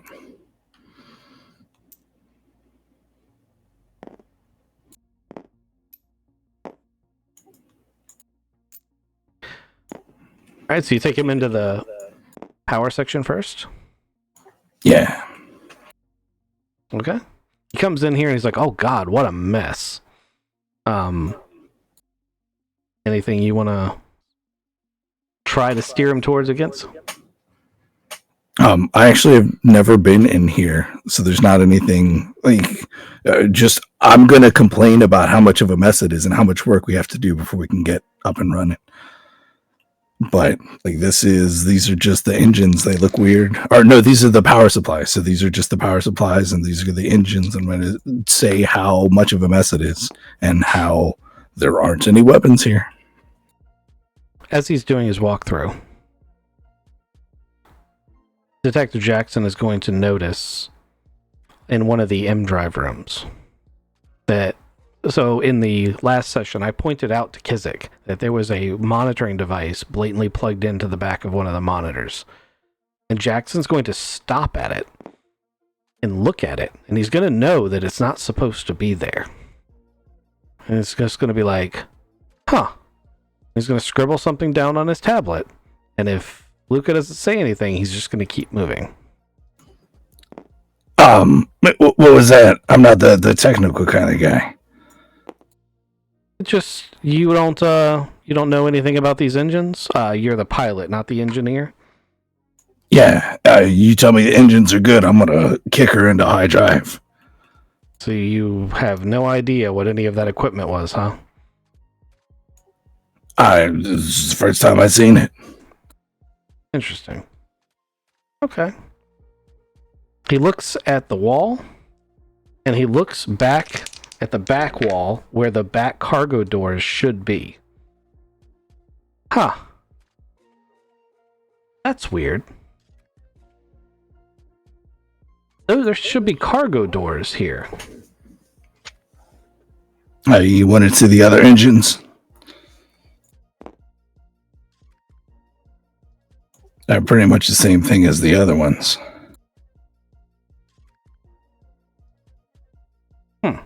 This cargo bay is 2 decks high. I can see all the way to the top where the fuel tanks are, but there's no back cargo doors. That's odd. I suppose you don't know anything about this, Mr. Boaz. I can't fly yet, I know that. He sees this door here and pokes his head in, and he knocks on the wall right here to the side. And it reverbs. It sounds like a sledgehammer to Aiden and Taylor in the next room, hitting the wall. But it also is muffled because that's a fuel tank. And then he's like, oh. Here in the Rift, this is a Jump 1 ship. You probably have to store extra fuel in there. That's probably a fuel tank. Interesting. Wonder why they didn't just fill the whole bay. Yeah, let's look at the other the other engine, Mr. Boaz. I open the door for him and lead him in. Okay, if he doesn't get boxcars right here, you might be in the clear. A 5 and a 6 is not, in fact, boxcars. Really fucking close, though. It was. So he walks by the secret door without seeing it. And he pretty much does the same evaluation on this side as he did on the other side. And about that time, these 2 officers walk through. And as Jackson comes up, he's like, "You guys find anything in the cargo bay?" And they're like, "No, sir. I mean, there's some interesting iris valves for fuel tank usage. Apparently, this whole thing can be a fuel tank." And you hear Jackson say something like, yeah, it's definitely got some weird fuel conversions going on, probably so that they can get around here in the islands. As far as I can tell, it's a jump one, so it's not going anywhere fast. That said, it's very strange for a trader like this to be completely empty of cargo. When we get back to the precinct, I want you guys to pull manifests and see what they sold when they touched down. And he turns to Luca and he's like, "Mr. Boaz, I will be in touch." He pulls out a version of his business card. He's like, "If you can think of anything that would help my investigation into these arms sales, whether, or I should say, how you came about this information doesn't matter to me as much as getting the information. From what I've seen here, I know you're not telling me things, but I feel relatively confident you're not here dealing arms." That's what I've been saying the whole time. We're not selling arms. You're just here to protect citizens. I can get behind protecting citizens. There's going to be another officer that's going to come by in a bit to take your official statement about the what we're going to call self-defense shooting in the river the other day. You may have to answer some additional questions about that. Please keep your nose clean. Any minor infractions between now and then might land you in a cell. Yes, sir. Do you need my weapon? He smiles. He's like, "I consider it an act of good faith that you offered it, but I'm not in a position to take it at this time. Just keep your nose clean, Mr. Boaz. And thank you for your cooperation. It's been very helpful." And he's gonna leave with the other two officers. I'm gonna walk him out. They would have offered you a ride because they don't know your friends are there. So they would be like, "Would you like a ride back to the brokerage, or would you like to stay here at your ship?" I gotta get used to her. You said she's got extra extra fuel in the back. That's let me run over all of our see what she's like. You didn't know you had extra fuel in the back? I mean, I read a manifest, but I never walked the ship. Like I said, we only been here for a couple of days. Okay. It's fine. Anyway, good luck. And remember my number if you need anything, Mr. Boaz. Thank you. Yeah. And you walk them out. They go to their cruiser. They drive off. As the doors are slowly closing, Luca just collapses right at the front. Oh, man. Guys, it's clear. All right. Coming out. Jeez.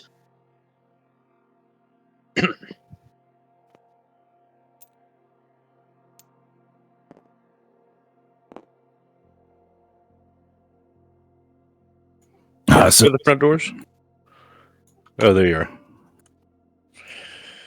Yeah, oh, man. That's not a risk I should have taken. I'm sorry. We should have just run. I mean, I guess it's a good thing you talked to the detective. Maybe he was probably suspicious of you before, but now he's extra suspicious. But at least, I don't know. Maybe he'll get off our backs. I mean, if we can help figure out who's selling arms to the rebels, we might be able to throw him a bone. Also, hold on. Luca runs over. Oh, we've got a security droid here. So there's a single enclave right here at the main loading door, and when it's closed, it reads "loading bot," and they're pretty standard, for lifting heavy cargo. When you hit the button to retract it, while it was originally, it started life as a loading bot, and probably could still serve that function. The armor has been seriously upgraded. It's got a few extra bells and whistles. You're pretty sure that the little spokes sitting out under its wrists are stunners. It does more than just load things. But until you know more about it, or unless you want to take the time to fully delve into it right now, I just wouldn't cut it on until you know more about it. But it gives you a very foreboding, when you look at it. It's also been painted black. Because normally they're brown and yellow, and this thing is black, and it's got It's got like little blood red highlights on it, and it actually looks pretty menacing.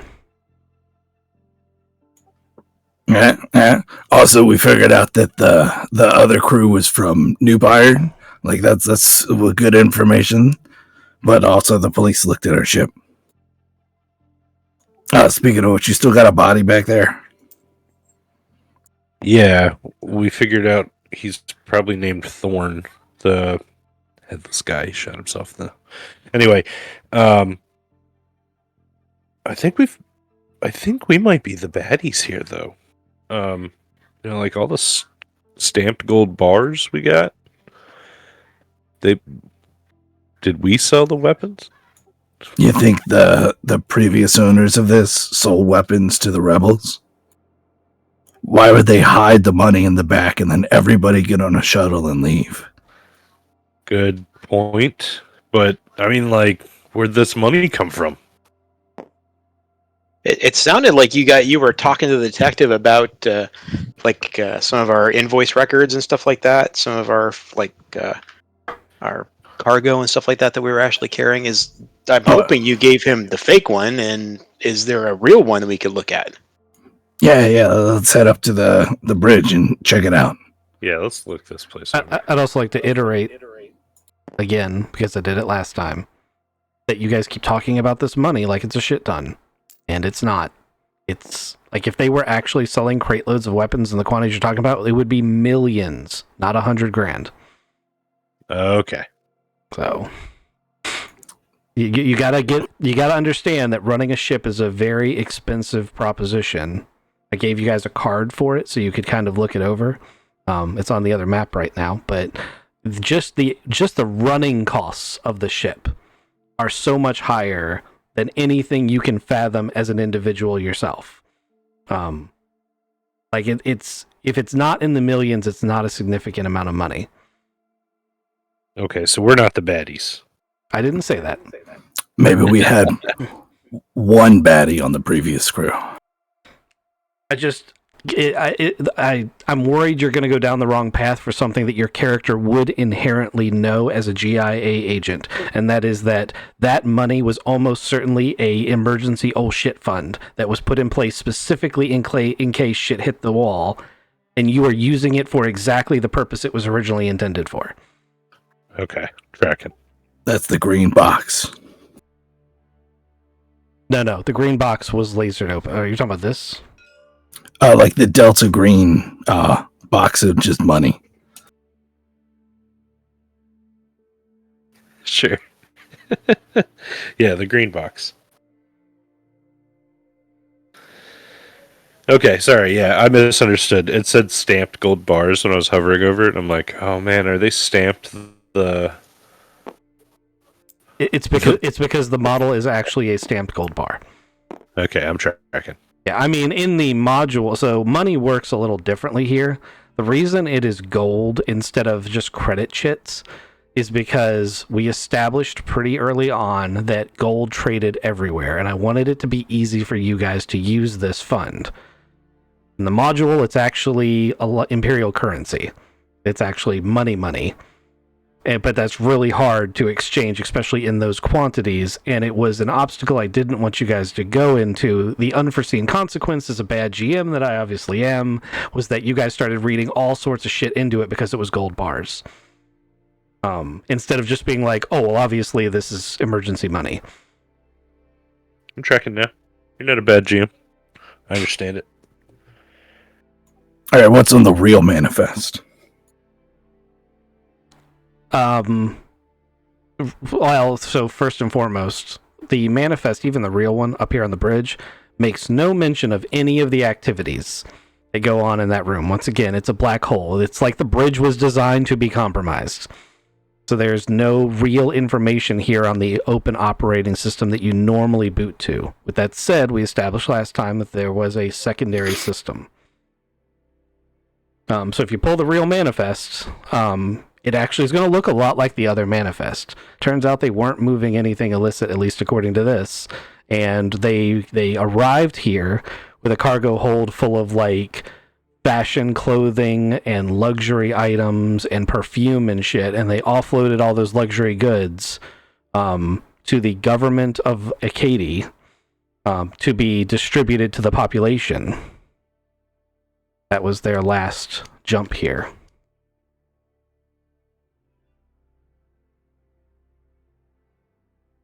Is there like a square footage? So in order to get here and make that transaction, they only had to do jump 1, so they would have been able to fill all of their cargo holds with that cargo, and I'm going to assume that they did. And they also had passengers, right? And they had 3 passengers who disembarked as soon as they landed. So the thing he was talking about earlier, I just want to, since we're talking about it, the ship can make jump 1 on the fuel that's in its tanks, meaning it can move 1 hex on the jump map.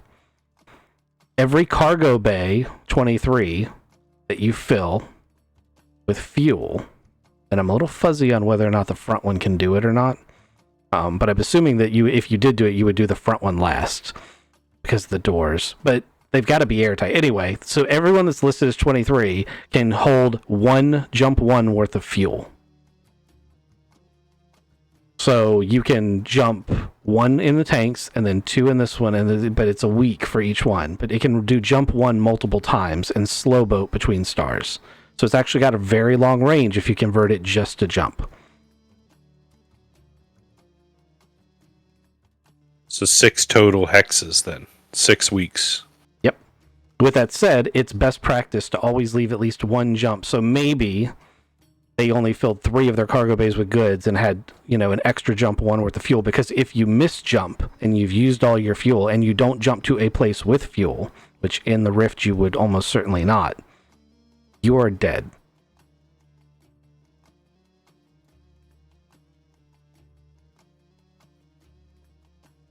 I'm just making sure we understand how the ship operates, because you will at some point be operating the ship. Okay. Do we have a generator that can turn ice into fuel? I think you do, but you'd have to land at a place with ice. This says it's got fuel scoops. Yes. And fuel processors. Fuel processors is what turns ice into fuel. Fuel scoops let you just suck it in from like a gas giant. Nebula, yeah. Gas giant. But yes, with that said, you need to understand that you're not going to find that. The chances are like 1 in a billion that you misjump to a place where any of that is there.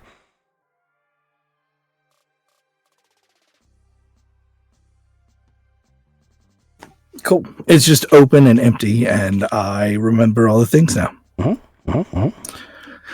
So I can boot this thing to the secret boot system, or would the manifest be in the back? Well, it's up to you. You can do either. You can go either route. You guys are completely off the rails. You can do whatever you want.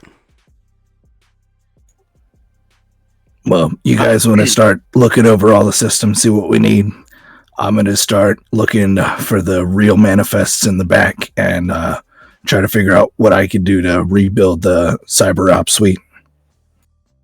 I'm kind of curious about the thug in the back here that shot himself, the one that worked me over. I kind of want to check him out and check his pockets and kind of give him a good tossing to see if I can get any information from him. I mean, his pockets have been picked. That's where the laser pistol that shot you in the leg came from. But he's also can't talk because his head's been blown off. Sure. I mean, they even took his wallet. So. Okay, so we can't get. So he's just junk. Okay, all right. I mean, you can hit him if you want. Yeah. No, That's Luca's down here trying to fix it. Aiden's over here like, you son of a pow pow pow. Like, he's dead, dude. I'm gonna hang him by his ankles and just use him for a punching bag. He's probably getting pretty smelly at this point. Yeah, we got to figure out some way to get rid of that body. Yeah, do we have like a freezer? Oh, we could throw him in a low berth. You sure can. Or a garbage bag. Well, we don't want him to be found, right? Well, I guess low berth we could still be found, I guess. But yeah, if there's some place we could hide him. I swear, officer, we were just putting him in there to see if someone could put his face back together. We hope in the future they can fix that. If there's a cure for the thing that killed him. Right. It's not a bad idea. I just couldn't help myself. I think putting him in low berth is a great idea. You should do that. I'm gonna start my systems check with life support systems. All right, so I'm moving the Schwarzenegger thug up to the low berth and getting him set up in there. Okay. And then I'm going to work on cleaning up this area to kind of get rid of all of the blood stains. Okay, so both of the engineers may make checks for each individual engineering subsystem. It's an 8 to pass. I need to hit the head. I'll be right back if you want to roll those checks for yourselves. Oh, I'm gonna roll it. Oh man, my dice are gone. Now, I'm not really doing an engineering task. Did you guys need me to do something with engineering? Yeah, once you've stopped dropping that guy down the shaft. You've done it twice now. I know he's slippery, but After you birth him, go ahead. After I rebirth him. Okay. he's going to be head down, butt up in the freezer. I got a 13 on my check. You were doing life support. Yes, I was.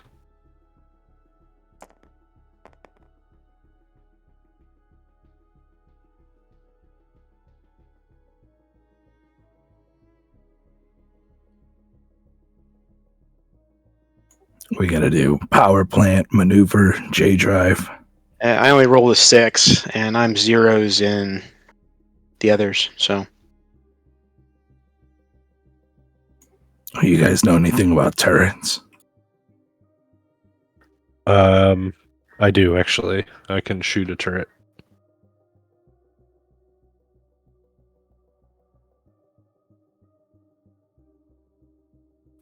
We can, yeah. I'll do a turret check next, if unless you want to.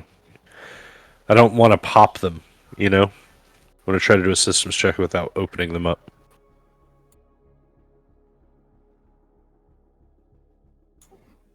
Yeah, I'm on the. You guys are actual engineers. I'm becoming a cyber criminal.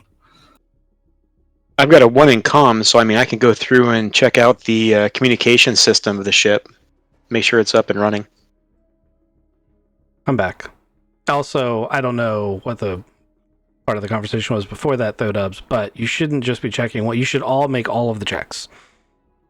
Because you all can.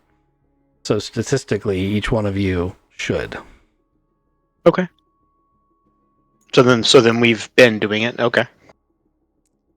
Like I said, I wasn't sure what you did before that, so. No, we've already checked out M drive, life support. Very specifically, my brother got a 13 on life support. That's the only roll we've made. Okay. And then I put the headless wonder in butt upside down, head first into a low berth. You said you did M drive. If he only did life support check, where did our M drive come in? I just was throwing out there. I thought we did that, but I will roll here. I only got a 5 for check on, say, M drive. Okay. Sounds like you guys need a little bit of backup. Yeah, So- I'm gonna go. Unless you want to, there, Luca. And so we're all just walking around with a clipboard looking at all the things. I mean, yes, absolutely. I Yeah, just explained the consequences of the ship failing to make a jump. Yeah. And I hope that you guys keep in mind that how well you do your maintenance and repairs, that determines how likely you are to be stranded in space, slowly Let's jump dying. right back. Yeah. So even with a -3, I just got an 8 on M drive. Excellent. Holy shit. What it really is Nice. is you stopped and you saw where the officer or the detective stopped and looked at things. So you're like, well, obviously that's got to be important. It's right here. Look, that's not on the checklist. Okay. So we've done M drive and we've done life support.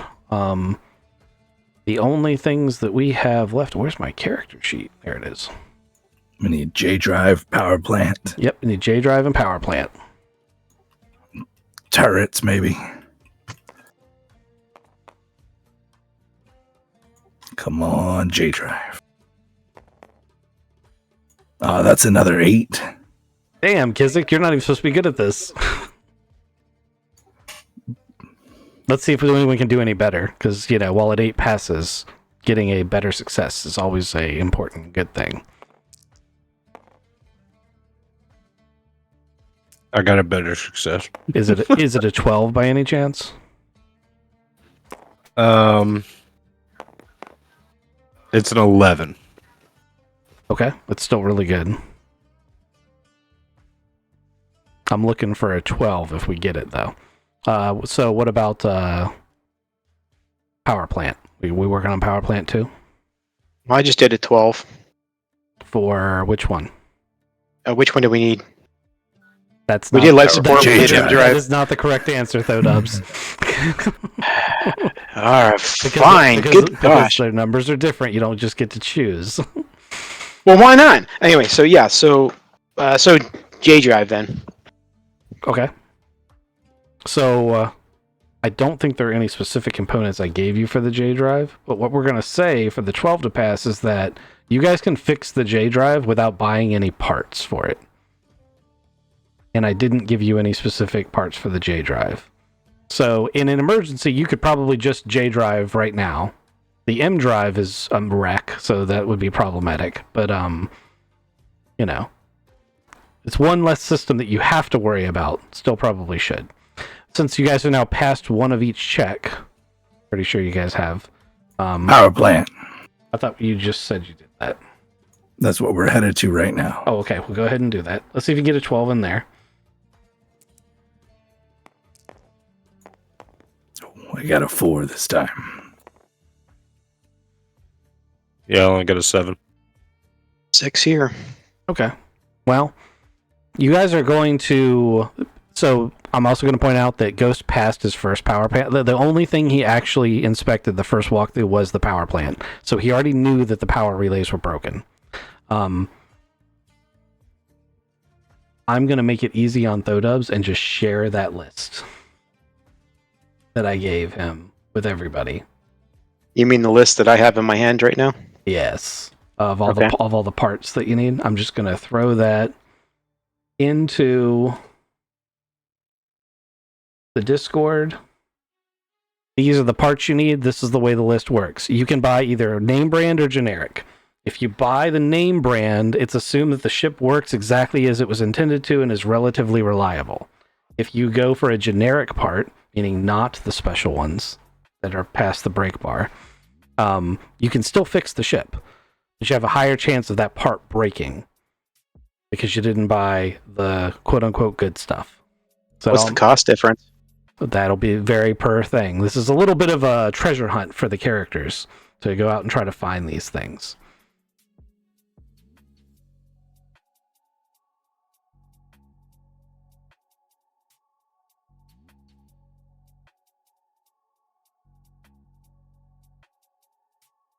Also, all the ship lockers have been looted to some extent, as it says at the bottom.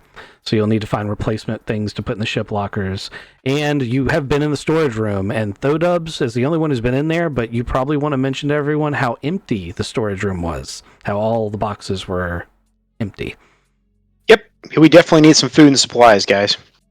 Toilet paper. Toilet paper, yes. Yeah, we all remember 2020. I mean, 4020. We remember that. 40-40. Yeah, 4040. Yeah, whatever. The year of the Mad Dog. That's right.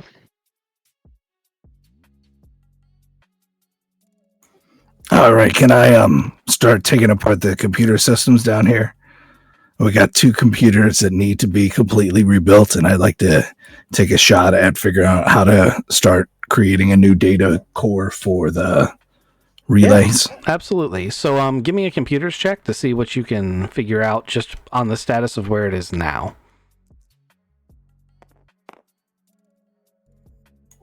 6 plus 2 is 8. Okay. So you're going to be able to cobble together from the 2 busted stations, 1 working station. If you want to spend a player point, I will give you what you would have gotten if you got a critical success. Yeah, 100%. Okay. So while you are assembling these, you find a weird set of data cables at a nook beside this desk. And there's a data card on the table that says backup plans. And that piques your interest. So you open the data card and find plans to build. And it looks like has been built in the past. It's a tape drive backup that you're meant to roll the data cores off to this lower tech backup. And it looks like from the cables and the slot that's already there that they've already built at least one of these and backed it up once.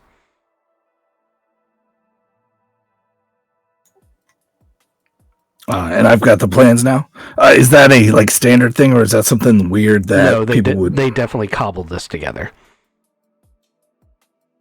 I'm gonna call the guys and say, "Hey, why would spies take information from the like heavily encrypted data cores and put them on a tape backup?"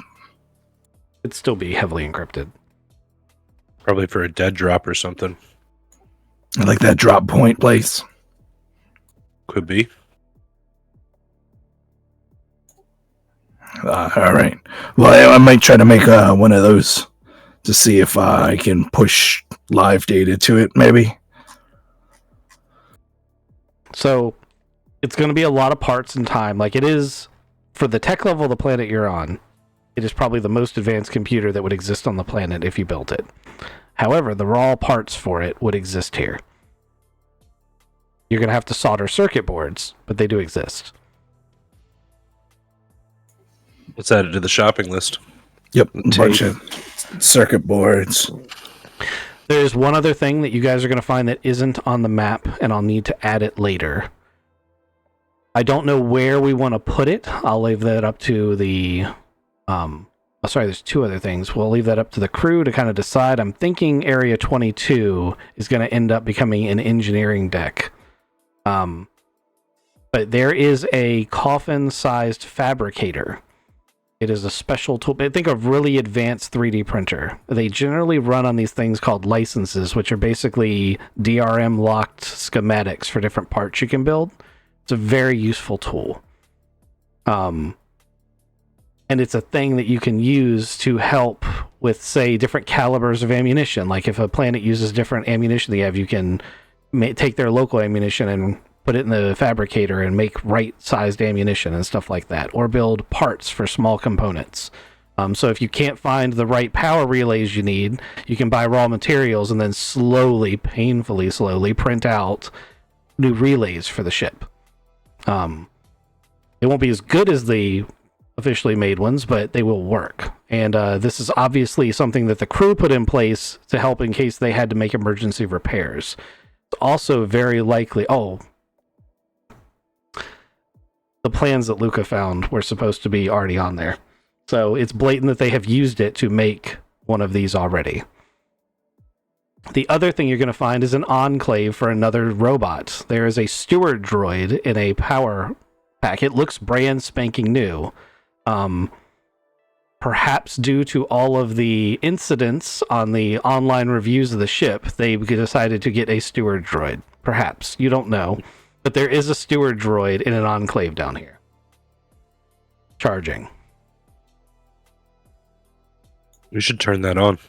Yeah, that'll help us clean up. Do you think it gets bloodstains out?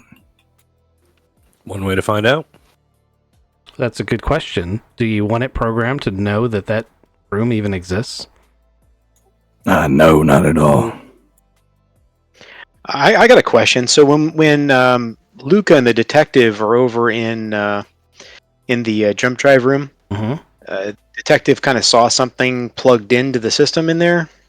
That was the M drive room. Yes. Actually, Kizik has seen two of those devices now, and while they haven't really explained it to Aiden, they are aware that the ship is bugged and how heavily it's bugged. Okay. That may be a conversation. Maybe Aiden wants to ask Luca and Kizik and Taylor about that. What if the ship's bugged?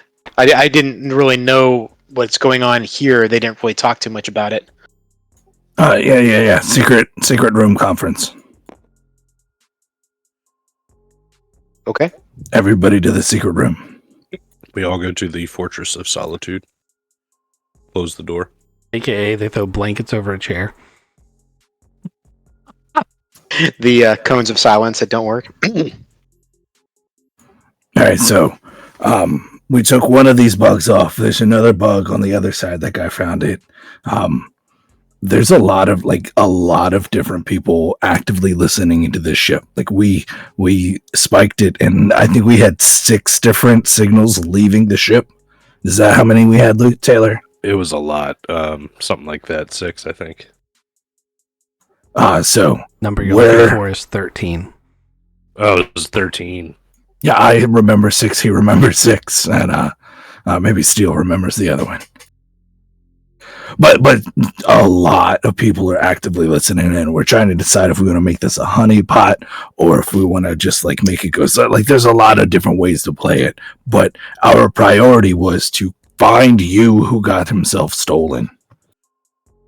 So what do we want to do about this? We want to start tearing them out one at a time. Well, do we know who's listening? Oh, silly question. But And once we start tearing them out, like they'll be on to us. So we should just all pretend that we're just here fixing the ship for a while. And no one mentioned data cores or the backup core plans. Maybe we don't talk about those, right? Yeah, do we sweep this room? We probably should do that. I assumed that's why we're under this impenetrable blanket right now. I don't think we officially sweeped. We should sweep. Definitely. That's a good idea. Yes, absolutely. So someone mentioned earlier they had a point in comms. yep, that's me. Okay, then I would suggest that perhaps that's your area of expertise and you should look into that. Okay. So I assume that I have the equipment here to perform sweeps. Well, that is problematic. You see, that equipment would have been your phone. Oh, all right. Okay.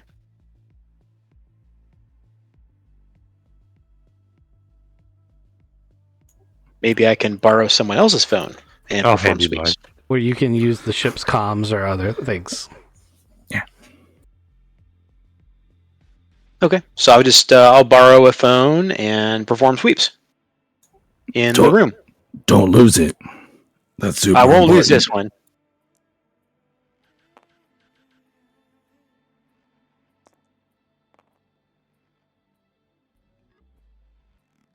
So I went to perform sweeps, got a 6. Is this another thing everybody can do? Yes, it is a thing that everyone can do. If you have your intrusion 1, you can add to it, so that probably was a 7.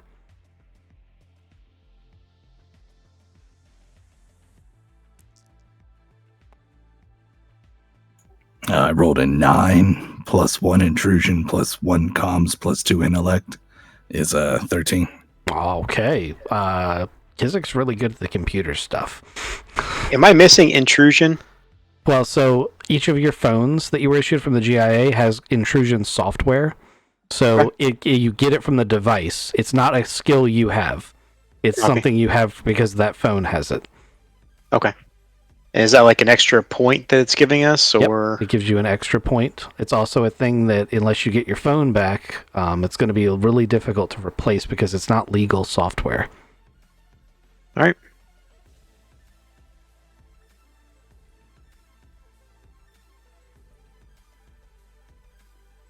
Ghost is not attempting to do any of this, or is he muted? He's got to get his phone back. Yeah, he's got my phone. I am giving him his phone back. Here you go. Okay. Yeah, it's got this intrusion software right here. Let me show you how to How to not do it? not do it. I thought you rolled. Is it intellect? It is education, and it is computers. I believe it's computers comms for this check. I got an 8 total. Okay. So you find some of them. Between you and Kizik, because Kizik rolled amazing, you're actually going to find the really important one. So you're going to find all of the bugs. Removing them is going to be a relatively simple matter if that's what you choose to do. However, both Ghost and Kizik find themselves walking out of the number 9 airlock and letting themselves down onto the wing as they realize they're on this wing, standing over top of one of the signals. Oh shit, it's in the fuel tank?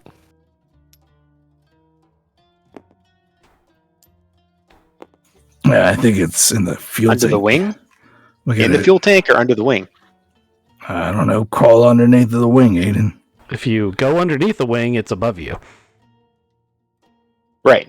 in the fuel tank. It's in the fuel tank. We gotta drain the fuel tank. We need somebody's going in the fuel tank. 1, 2, 3, not it. I hate you.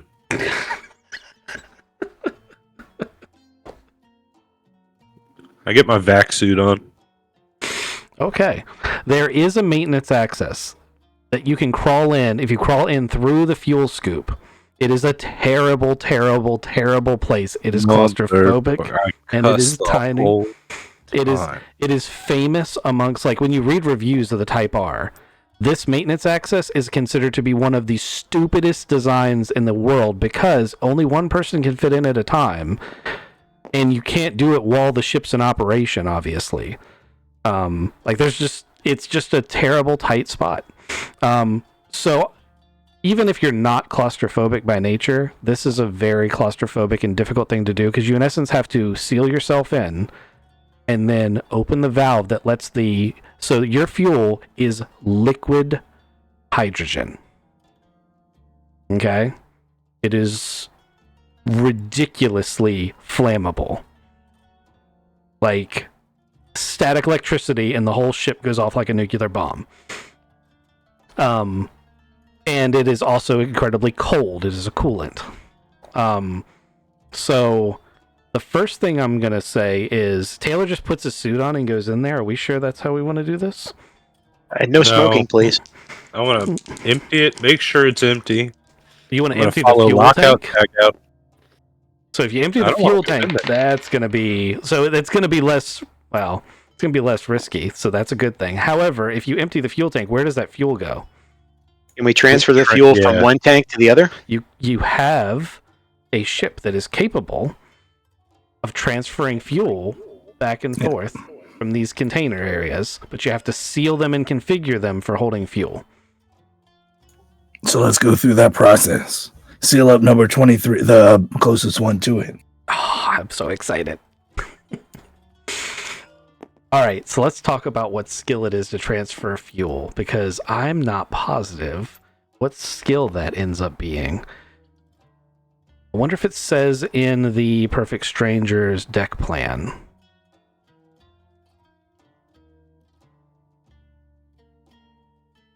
It doesn't. Flip open to the module real quick. If you guys have any suggestions for what you think it takes to do it, let me know.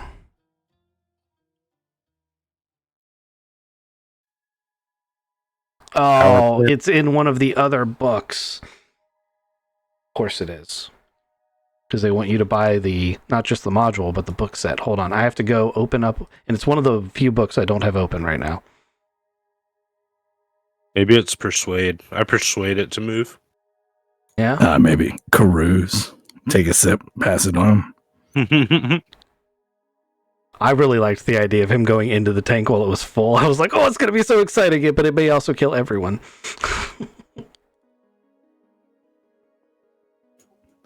Luca was just going to be on the top going a little bit further. Control find. Because we're transferring something that's actually explosive, do you think there should be like an explosive concept with this, or no? Or It's some kind of gunner. no, it's all by itself. Third column under power plant. I found it. It just says... Oh, trust me, that is not the skill you want to use, unless you have a ton of points in it. That's not the skill you want to use. I'm going to say that it's not a skill check because when I opened up the book that actually has it in here, it doesn't call out a skill for it. So what I'm going to say is that it's a time thing. So roll a d6, and that's how many hours it takes to drain the tank over. 4 hours. So it's 4 hours of waiting for a fuel pump to go nee and slowly pump the fuel into one of the converted bays. Which bay did you convert? All right. The first one. It's probably a good choice. So it pumps all the fuel in there. That is now full of fuel. Okay, now, Taylor, it's still going to have fumes and shit in there. You're going to wear your vac suit? That was the idea. I don't remember. I don't know if this is the right thing to do. But Is there a way to vent fumes, or? I'm going to make a mechanics check and make sure I'm not missing something. So you would occasionally have to go into the fuel tank for maintenance purposes, and the standard procedure is to wear a vac suit. However, since fuel is so flammable, I'm guessing there would be a checklist that says, like, hey, make sure that, like, your suit doesn't have any, like, frayed wires or dumb shit like that. Seems simple enough of a statement, but we all know that when you start doing maintenance duties day in and day out, you maybe don't pay as close of attention to your stuff as you should. So if you want to, you can do a vac suit check to check your suit and you put it on. Yeah, check PPE before you put the PPE on. Can I boost him? You can, but you can be double checking all his seals while he goes through. Duct taping me shut. I mean, you giggle, but I'll be honest with you. If I were going in that fuel tank, yeah. I'd be like, yeah, I know that wire's got a cover on it. Go ahead and put tape over it, too. Tape doesn't explode. One layer of electrical tape, one layer of duct tape. All right, so what's your vac suit check? It's a 9 for me. Excellent. Well, only one person can fit through, so it's you. Okay, so you open the inside and you get into the fuel tank.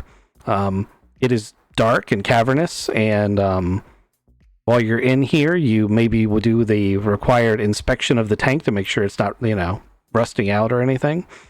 And there is a small package the size of I don't know if you've ever seen it, but the little 25 cigar boxes, the wooden ones. Yeah. It's about that big. It's got a blatant transmitter on the top, blinky light and everything. And as you walk up to it, you realize that the brick section of it is actually an explosive. Fuck. Now you can use that explosive skill. I don't have that skill. I get on the comms. Guys, we have a bit of an issue here. I'm looking at something blinky. It beeps. And It starts Oop. beeping. Oop. And if you step away from it, it beeps faster. Uh-oh. I stop. How does it know? It's a bug. Aiden, do you know anything about explosives? I know a little bit. I am actively holding out a set of vac suits for you. Come on. Okay, have we already checked these vac suits? Come on. Okay, so I put on a vac suit. Do you have the vac suit skill? Yeah. Excellent. So you guys are going to both go through one at a time? No, he's going in. I'm making sure he's covered. Okay. What do you need to open a thing? And I'm giving you all the tools you need. Well, I need to go look at it first, see what's going on here. I'm describing it over comms. Okay, so you're looking at a black box with a circular antenna on the top with a light on it that's blinking. And Aiden, go ahead and give me an initial explosives roll. You're going to want to use your education modifier.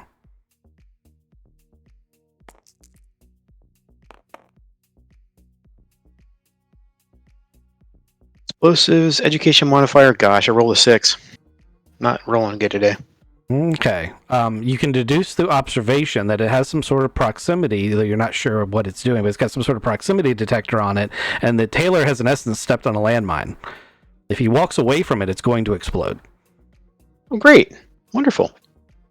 Unfortunately, because you roll a 6, that's all you know. You also don't know if it's going to lock onto you when you get in there. Well, I can also investigate it, can't I? When you get in there. Well, I'm already in there, right? No, that was I for mean, I him, can- that was for him describing it over the comms. Well, I'm in there. I'm right here. Okay. Tell me how you're investigating it that would supersede a explosives roll. I want to basically investigate the outside of the package, see if there's anything else that's linked to, looking if there's anything on the floor, looking for buttons, wires, any type of external connections. Okay. Go ahead and do your roll. If either of the two of you have any ideas, we're not in combat turns, so you can just tell me what things you want to try. Luca's got a torch and is going to cut it out the bottom. No. I got an 11. Have you told anyone about that plan? He's prepared for it. Okay, you got an 11. So it's not connected to anything in here. You're pretty sure that it was actually just flushed into the tank through the scoop. It's a self-contained unit, and it looks like, it's not bolted to anything. No external wires. Oh, it's not stuck to the floor? Nope. It was just floating in the tank. So how is it linked in a proximity to Taylor? It's got as I mentioned earlier, there's a sensor on the top of it. Like there's an antenna and a sensor. It literally detected some human form, got close to it, locked onto him, and activated the thing. It's not a listening device, it's a fucking bomb. Okay. So other question would be this: if it's, obviously if it's picking up on a human being in the same vicinity of this thing, or picking on that type of thing with, I'm assuming that Taylor should be able to leave and that I could stay and that it would be maintaining the same thing, right? It's not going to be able to differentiate between people. It's just going to know that there's a human there. Maybe it's an IR sensor. You can spray it with something cold. I got a hose. You want me to fill the fuel tanks up with water? See if we can flush it out? Well, the fuel, wasn't that liquid hydrogen? That's already pretty cold, isn't it? Yeah, but you guys are back there. Why didn't it get flushed out when we emptied the tank? Because I've rolled a 8 or higher. Okay. So it didn't get transferred. Okay.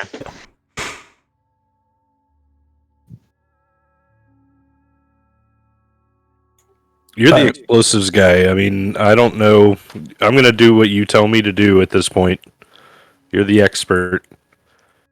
Do we back away? Do we try to crisscross paths so that you're in front of me now and then maybe I can step away from it?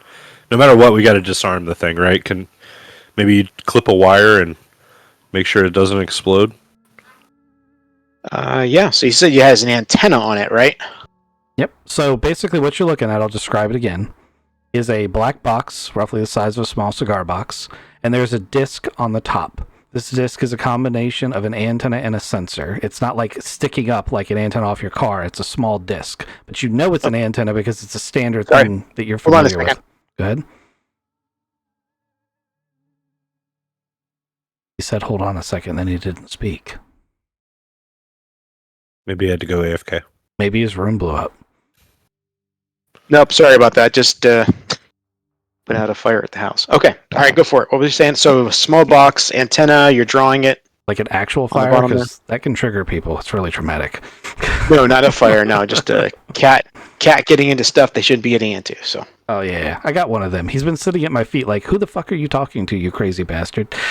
Yeah, she was over here doing the same thing, and then she decides she's like, oh, well, he's distracted, so. Yep.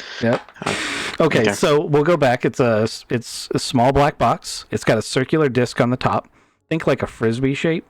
and that has lights on it. You know, because it's a very common tool, that is a combination sensor antenna. And it's a very, very crude sensor antenna.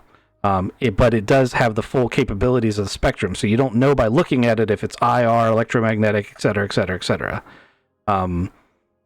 But the problem with all of this is there's no exposed wires. Like, you'd have to open it to really get to the guts of it. If you want to make an explosives roll to further examine it past visual observation, I will let you do that, now that you're physically in here looking at it. But in order to do that, you're going to have to get closer to it than Taylor is. Well, I want to get closer to it, but I want to see if I can obviously not have both of us here at the same time. So I'd like to see if maybe Taylor can, while I'm getting closer to it, have Taylor kind of back up and see if the beeping changes. If it gets faster, slower, stays the same. It makes sense. I give you that for free. You don't need to roll for it. So as you move closer, the beeping slows down. And it's if Taylor takes a step back while you're closer, it doesn't increase speed. Copy. Okay, so Taylor can get the heck out of here. There was no hesitation there, was there? He was already running for the. I didn't. I'm surprised he gets stuck in the passageways there. That very claustrophobic area. Okay. Okay. So, Eden, you're kneeling over this bomb. Okay, so I'm taking a look at it. I've already investigated the outside of it. I do want to take a closer explosives check on this thing. Okay. I want to know if you physically pick it up. I do not want to physically pick it up. Wise man. Okay, so go ahead and roll your explosives check.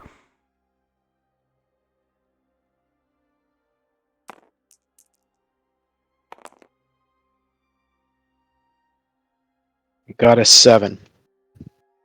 That's actually a pretty decent drawing of it. Okay. So you didn't mean to touch it, but you did. And it starts beeping really fast. It doesn't explode, it starts beeping really fast. And Taylor, your phone rings.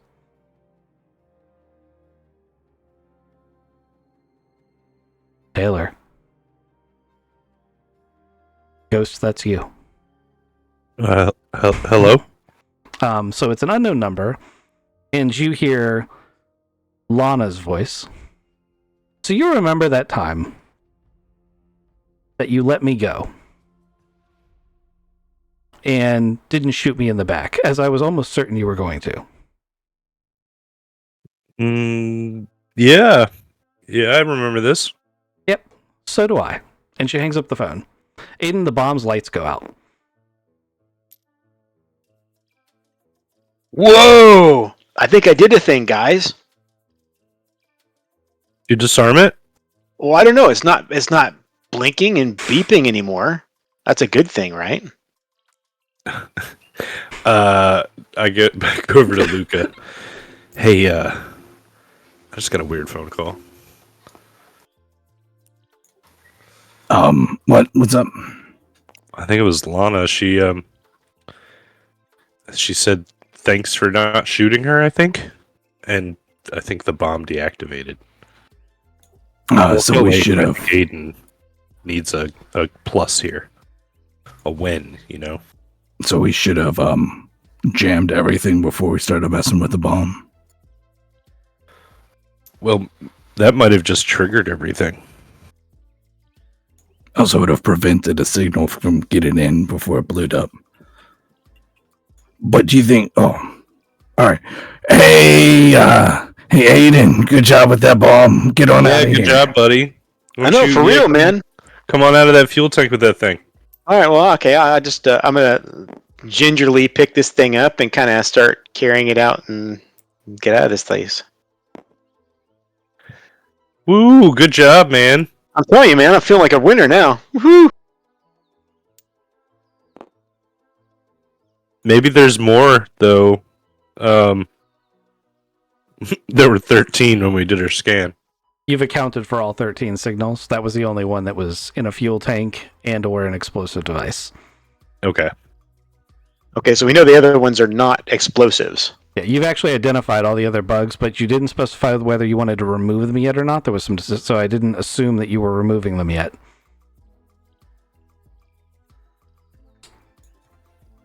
We want all of them removed from 21. There were none in 21. Good. Let's head back to the room of silence. We should start filling up the fuel tank again. Yeah, that took 4 hours last time. Roll a d6. Oh, I thought Kizik was going to do it. Oh, no! Apparently, going back is not as efficient. The pump's in the ceiling for some reason. It's got a throttle on it. Kizik didn't know. He just cut it on and left it at almost idle. It's supposed to be done in space, Yeah. so we're fighting gravity now. Oh, yeah, there we go. Awesome. So, yeah, I'm really happy that played out the way that it did.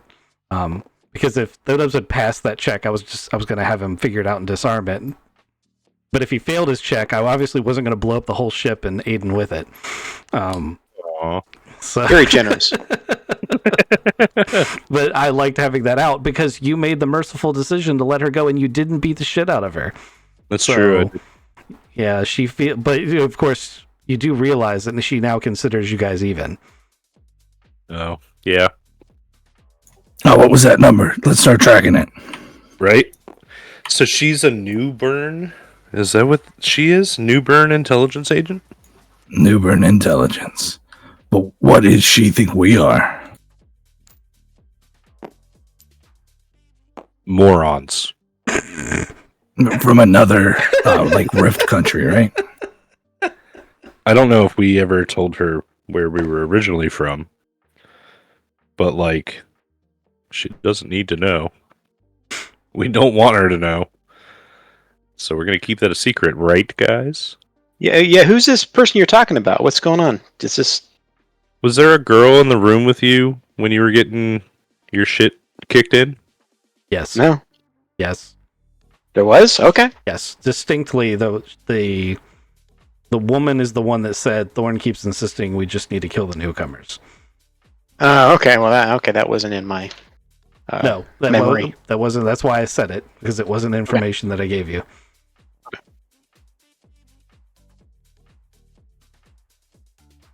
Oh, yeah, sorry. So, I guess that same woman, her name is Lana, or maybe her agent name is Lana. But anyway, we found her. We took her to the murder hole to interrogate her, and then I was really nice and let her go. Oh, and she told us that you were in the trunk. But whoa. So she knew I was in the Okay. She knew a lot. She probably put you in the trunk. Yeah, Yeah.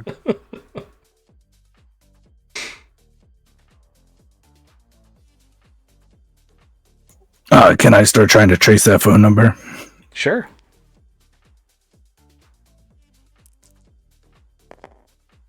you have all the equipment here.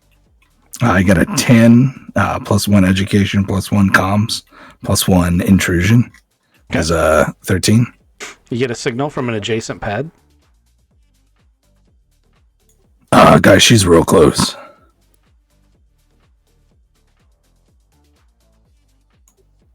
Do we want to invite her over? How close? It's a adjacent pad.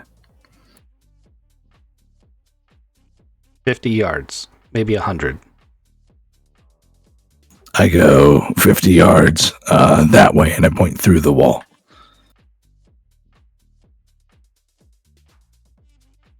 Oh yeah, we should do something about that. Well, she doesn't know that we know yet, right? Maybe we just keep going. We don't need to act like spies. Let's act like ship rebuilders. Like we're here to do a job. You guys would have probably noticed on the way in that there was no ship at that pad.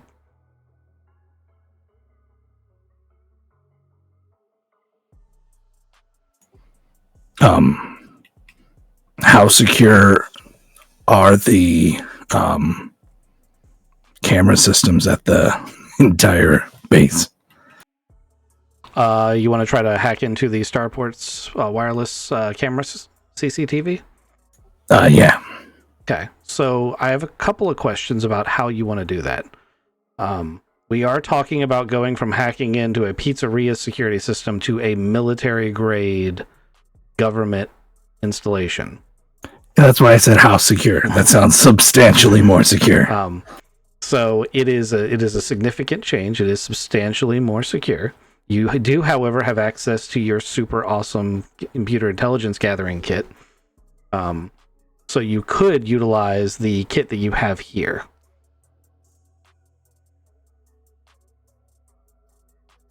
I look up at the other guys. I go, so do you want to see what this guy can do and hack the military base, or do we want to just kind of go stand on the roof and see if anybody's in that bad?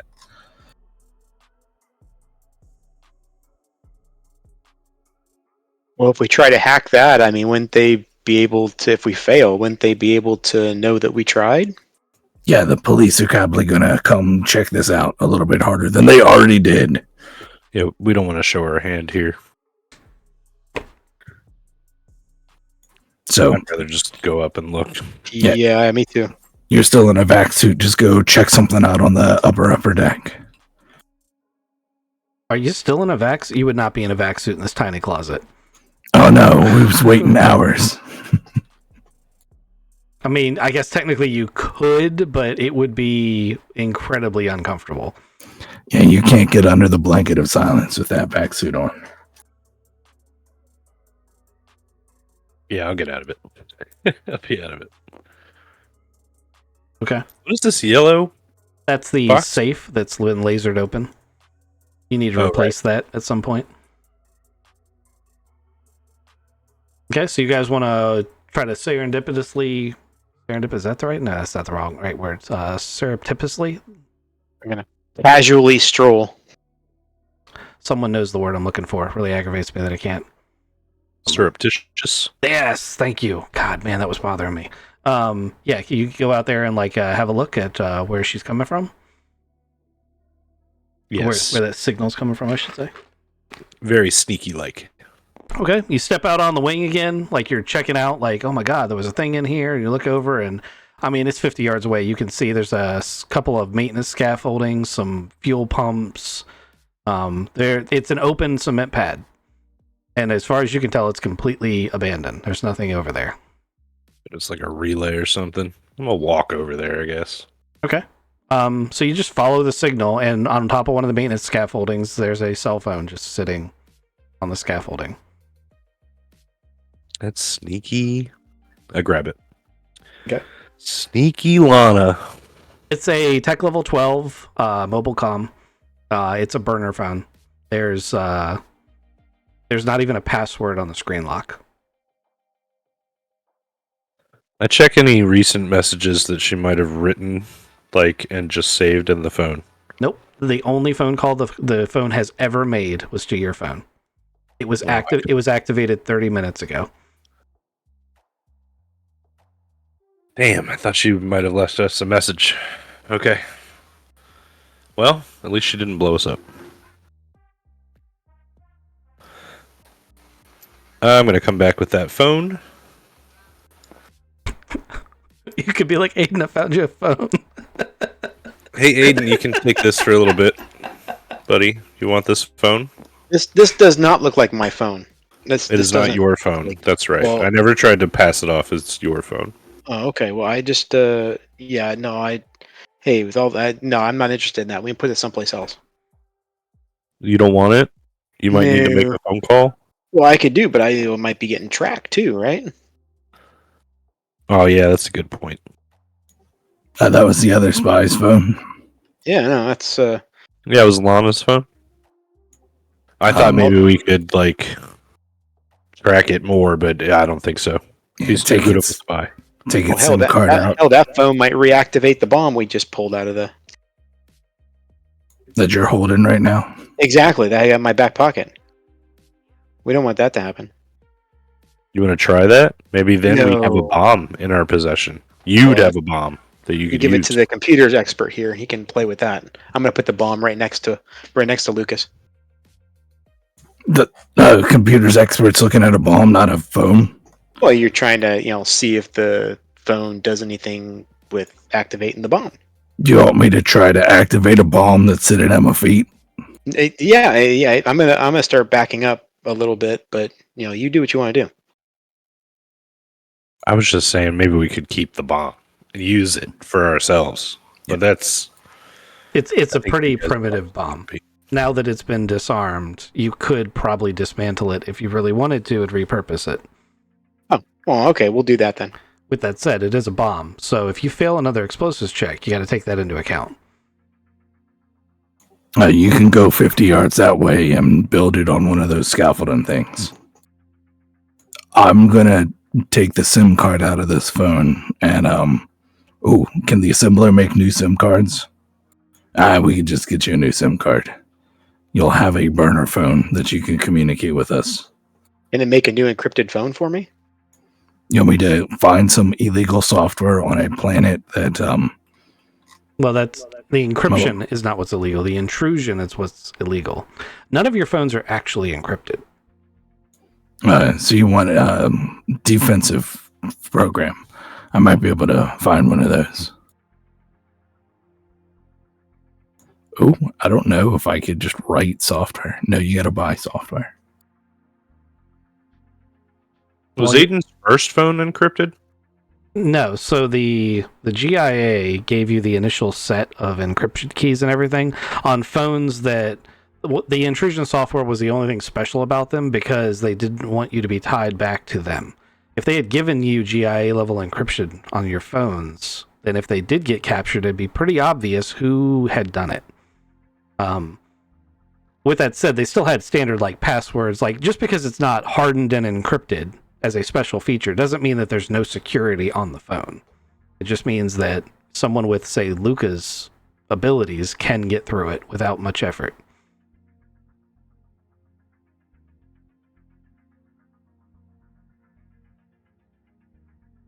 Kind of makes sense from the GIA's perspective because in order for the encryption key to be any good, you'd have to have the data core, which nobody knew about, right? Which at least Oh, it's missing. 12 people knew about.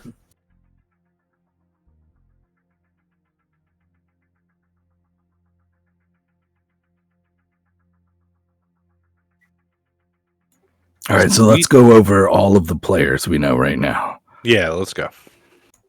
New Bayern had a 3-person team minimum. 2 of them are dead.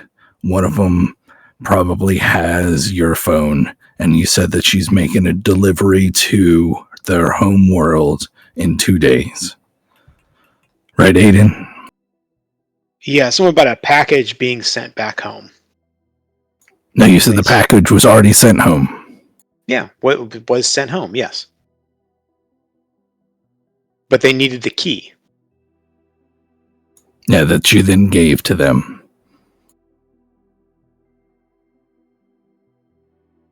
We're on Arcadia. They're currently going through a little civil unrest. Arcadia's tied with Amondage. There's probably Amondage spies here. Not even spies, just outright government people that are looking to just destroy the civil unrest. Right. Our previous crew, whoever owned the ship beforehand, sent everybody on a shuttle to a minor city. That shuttle had an accident. 2 of the people were hurt terribly and sent from here to Amondiage. Amondiage then sent their dead bodies to us. Minor place that's called Holland, right?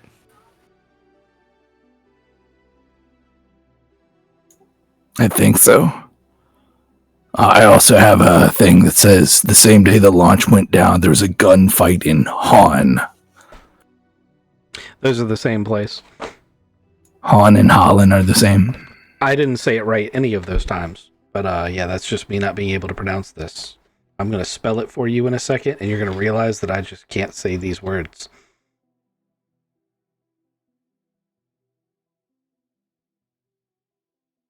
almost there. Hold on.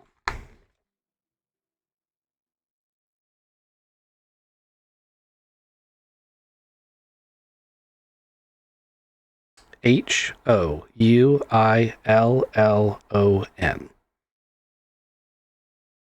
Houillon? Julian? No. Julian. No, It- there's Yeah, I can't pronounce it. Julian. You need me to spell it again? Houillon. Yep, that's it. I'm just calling it Holland, and I'm just going to keep calling it Holland. Okay.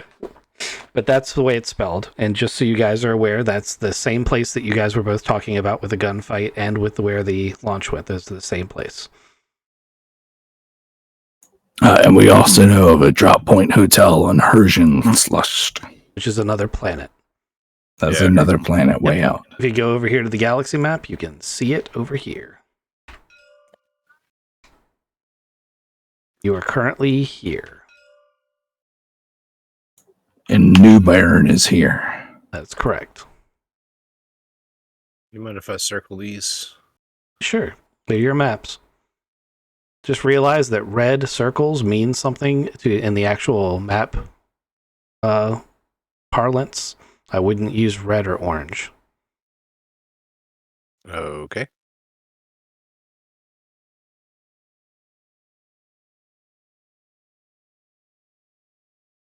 Red zone means you can't fly in or out. Amber or orange means you can. It's just kind of weird. It's not. And you're not taking advised. your life up to date. Yes. So if you go into an amber zone, no one's coming to rescue you, and it's the kind of place where that's a concern. And once we get all the information, we're supposed to get to Zulfolcht, and that's where Agent Jones is. Yep. That's where the current GIA base of operations in the island sector is.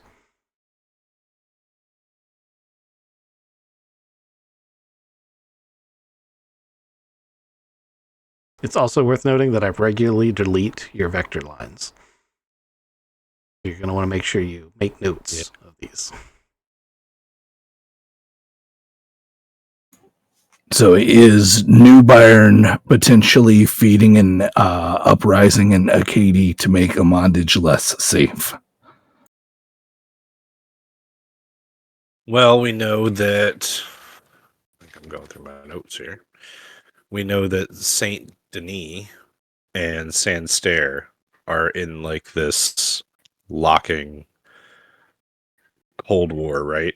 With the aggressive Amandiage and Newburn on one side. Oh, and Colchis is in there too, right? Yeah. These guys too.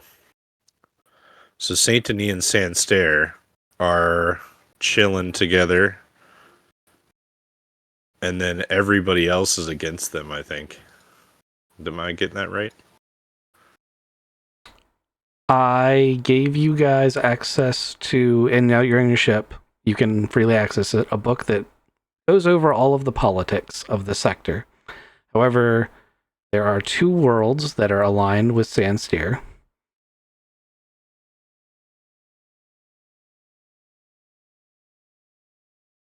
As everyone control Fs feverishly. But I like that because that's the equivalent of you looking in your ship's library for information.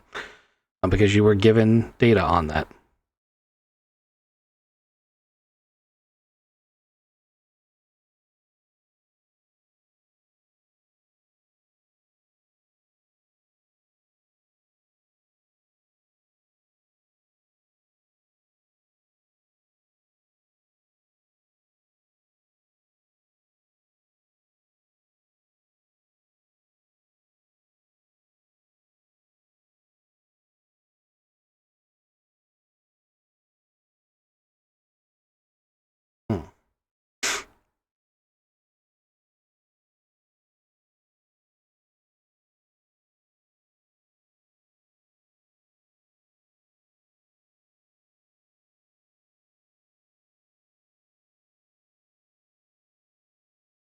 You guys are not finding it?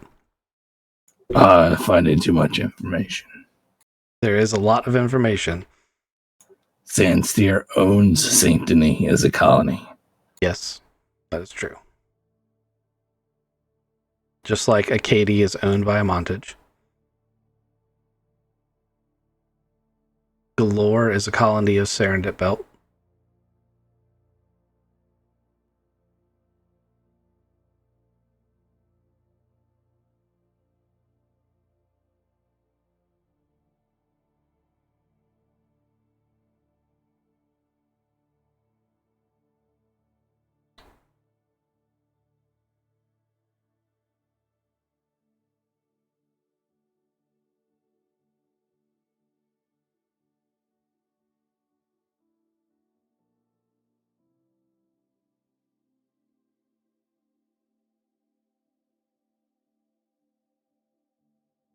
A lot of reading going on.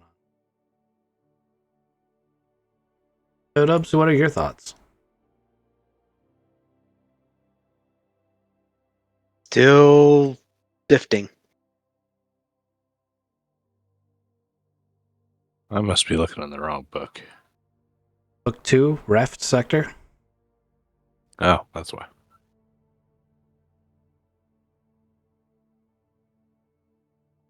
I sent it to you not that long ago on the Discord. I have the book. I was just in the first book, not the second book. Yeah, book 2, Ref Sector. So, this book out of the box set for the Great Rift, this book is of the setting. If the world that we're talking about is not in this book, it is not prevalent to this campaign.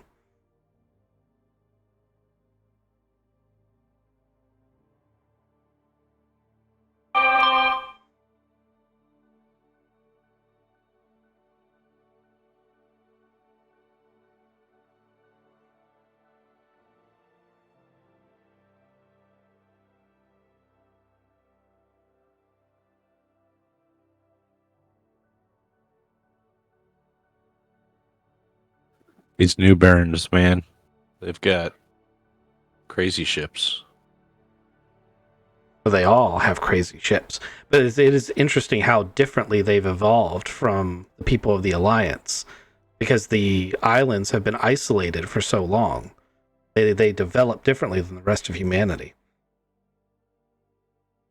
and even in ways from each other. But because they arrived here in arc ships that the European Space Agency carved out of asteroids, that is a specialty that each of them seems to understand how to do a little bit better than the people of the Alliance/Imperium.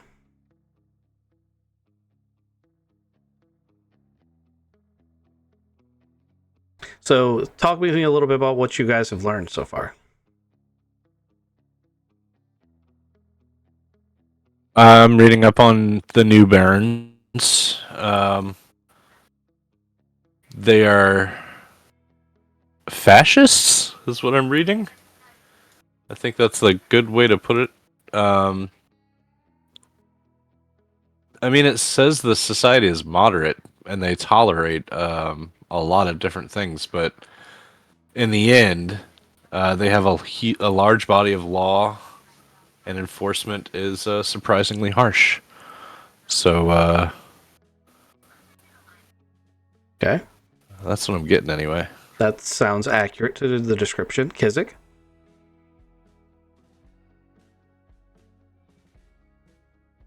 I lost it.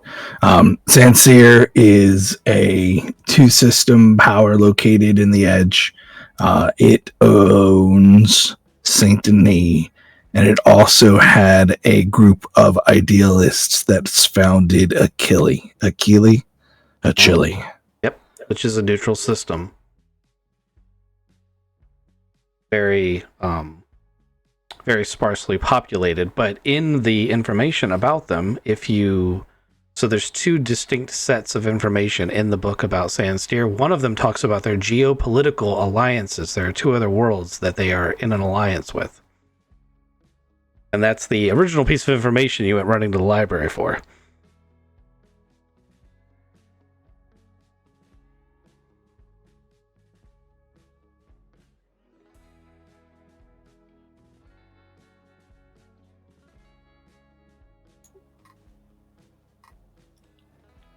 I don't see that. There's 2 spots.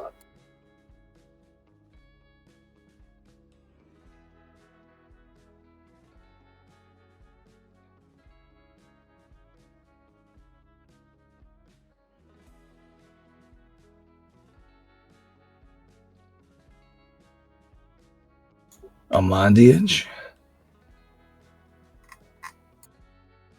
and Newburn.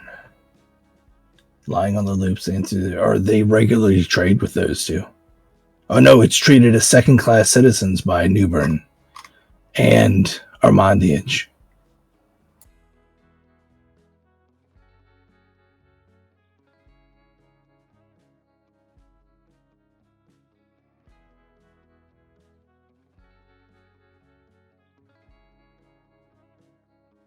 Newburn trades with Sanstair and New Home, but they don't trade as much as Intelligence Gather.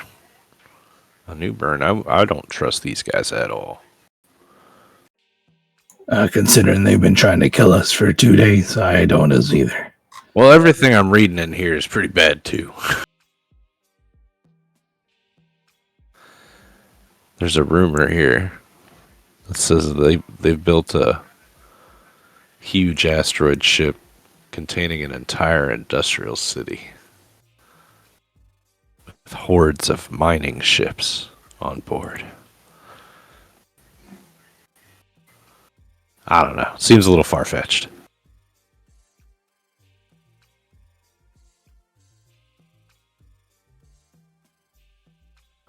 Okay, well, I'm just going to throw it out there. Very careful reading, because it's only a one-liner, will reveal that at the time of the library files being created, the general thought from previous recon runs was that Sansteer, Joyeuse, right here, and Serendip Belt were in a political alliance with each other. And they are ideologically opposed to several other people in the system. Serendip is especially hated because they were the first ones to get faster than light and used it to basically conquer the new island, the new island sector. They were forced back eventually, but they're hated because they, as soon as they got jump technology, they basically started conquering worlds. And they openly talk of like the glory days and how they want to reclaim their lost territory. And that was from the Serendip Belt that discovered jump.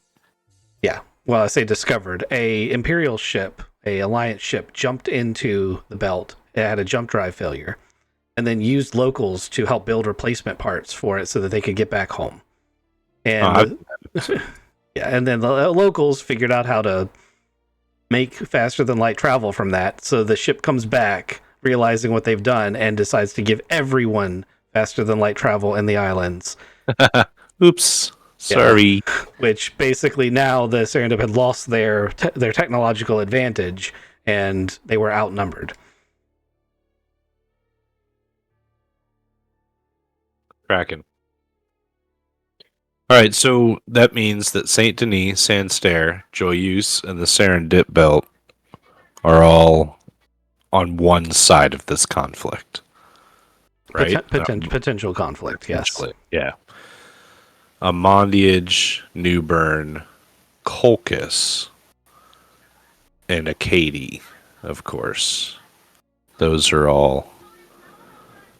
So, like, Newburn is in this messing with Acadie, I guess just to fuck with Amandiage in the long term, right? So is Newburn behind this weapon sale? Or the, like, giving weapons to terrorists? Are they the terrorists?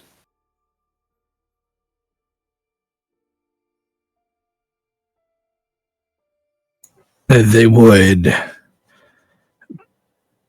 benefit somehow by causing disrupt everywhere else. I know they're interested in our ship. They knew about the ship. They knew about the data cores, and they're trying to get the key. So I'm going to say the data cores are probably somewhere on New Bern.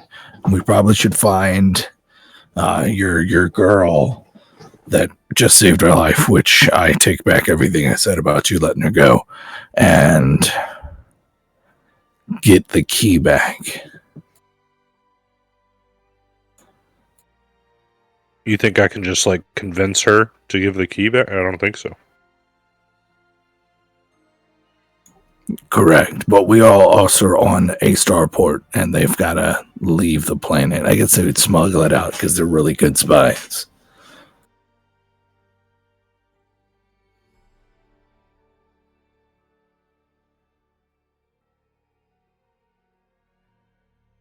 I still say that we rebuild the ship, we take our time and get the parts right, and then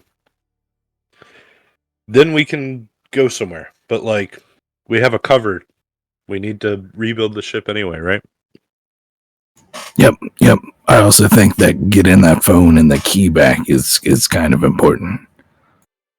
If they uncover the fact that the GIA is actively spying on all of the Rift, they can unite the Rift against the GIA potentially. Or use the information the GIA has been gathering to prove that it's not them that's been actively providing information, but it is whoever they say that it is. All right, so we need a lead then to try to figure out where Aiden's phone is. You think Lana's got it? And she's going to leave, right? I think Lana's got it and she's looking to leave. Okay. Maybe we can try to find somebody that submitted a flight plan from here to New Bern, right? And then try to narrow it down. Or just people leaving the island in the next couple of days. They got to run that through the Acadie government. Why would we need to know that? Very specifically, you need to know that because I'm keeping my nose clean.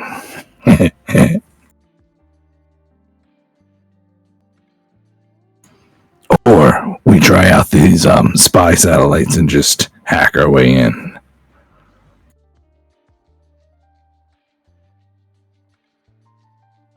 I don't think you're good enough to do that.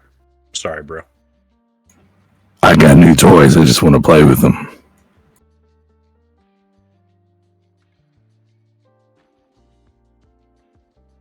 I'm all for like testing things out and stuff, but I don't want everyone to know that we are spies. Because we're really bad at being spies. Yeah, you don't think it's... Yeah. All that being said, if these things are as good as the manual says it is, it could be pretty good. You got another way of tracking down a spy? Oh, we got a phone. We can go look like who sells these phones. We can run back through that.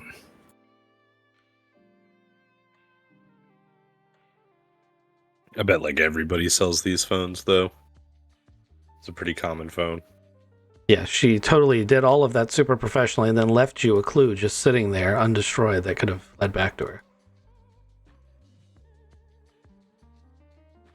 Have you met Taylor? It's pretty charming. She wants to get found.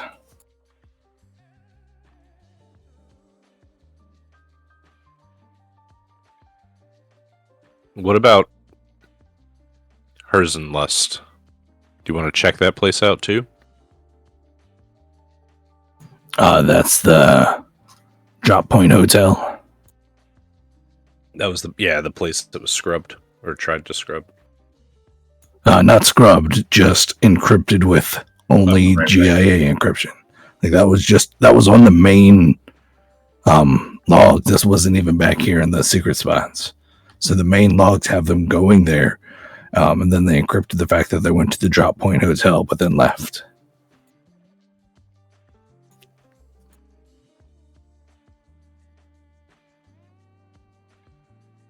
I don't know why. Yeah, in my notes here. Okay.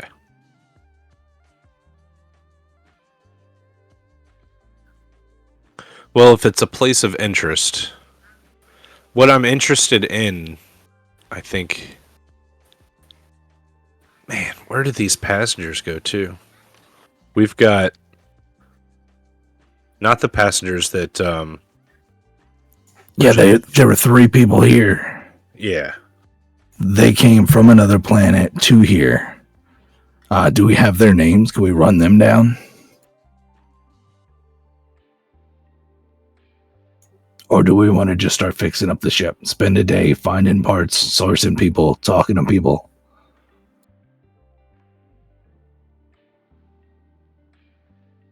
Yeah, I mean, I know that we need some more of these relays. Got power relays that are completely broken. We can start sourcing some of this stuff. Kind of silly question though. I mean, if we're going to be fixing up the ship, and we've got all of these different trackers and stuff on our ship, I mean, wouldn't it? Are these trackers in places where they're kind of obvious to find? Some of them, in order to fix the ship, you're going to have to remove the trackers. Right. That's what I'm saying. I'm like, they're kind of, you're going to be removing them just out of the fact you're fixing the ship up. Yeah, but we're also just fixing the ship up because that's the whole reason we're here. Yeah, let's do kind of what we said we're going to do. Need to get this cover established. So I say fix the ship up. Actually, if the trackers get in the way, or hey, look, hey, we're repairing the ship, and we find, hey, what's this extra bolt here for? Oh, this looks funky. We'll just throw that out. We don't need it, and keep moving forward. Play dumb with the tracker idea, maybe, unless we want to eliminate all the trackers. I think we'll go through the trackers one by one, like as we're coming across them, just like we're fixing the ship and doing it the right way. And that should be enough. No, I second that. We also need to go to the shop and buy a bunch of cool stuff. You do? Maybe not the off the shelf stuff. Let's go get the back store stuff. Do we need to pick up any materials for our? Oh gosh, I just forgot the name of it. But our fancy 3D printer. The assembler, yeah, where Yeah. you need like motherboards and stuff, right? Yeah, what do we need? And of course, supplies or something like that if we actually need to utilize that thing, or even plans that we could buy. It's going to need raw materials. Yep, that's what I'm trying to say. And licenses if you can buy them.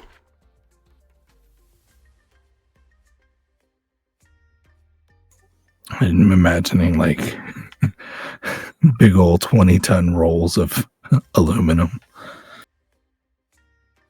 Well, you have a limited amount of cargo space, tonnage-wise, but it's not super limited. So here's a sheet for the Perfect Stranger.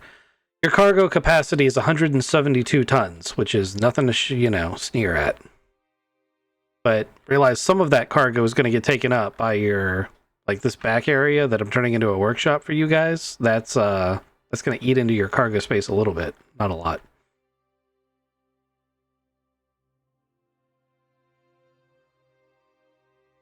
Also, you don't currently have a launch, so you could shove 20 tons worth of shit where the launch goes. But you probably want to launch.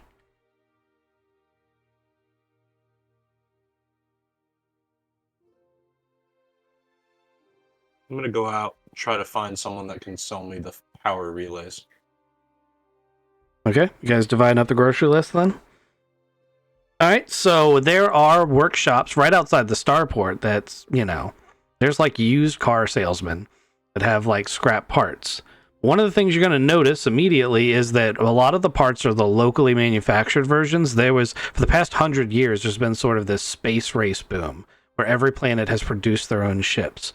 And only relatively recently has it been a situation where there are copies of, or even authentic versions of, starships from the rest of the galaxy showing up here as trade is opened up. So parts like the ones you really want on your list are at a premium. You can buy the local versions of them for much cheaper and readily available. If you want the good shit, you're going to have to do a little bit more work. So you walk into this first shop. There's a elderly gentleman with all sorts of tools and shit hanging from his belt behind the counter, and a big old name tag that says Paul on it. And as you come in, he says, "What can I do you for, sir?"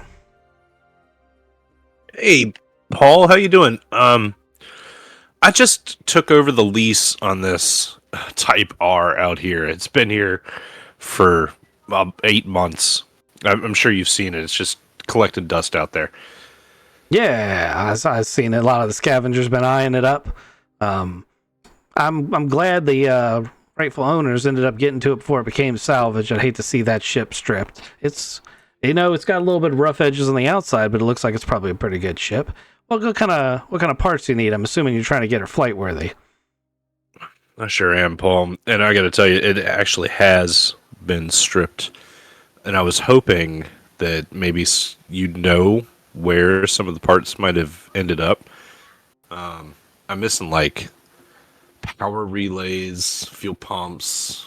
What was it? Relay sensors. There was a couple other things. Oh, small things that people could pocket without drawing too much attention. I see what you're saying. That's a shame. I'm sorry to hear that.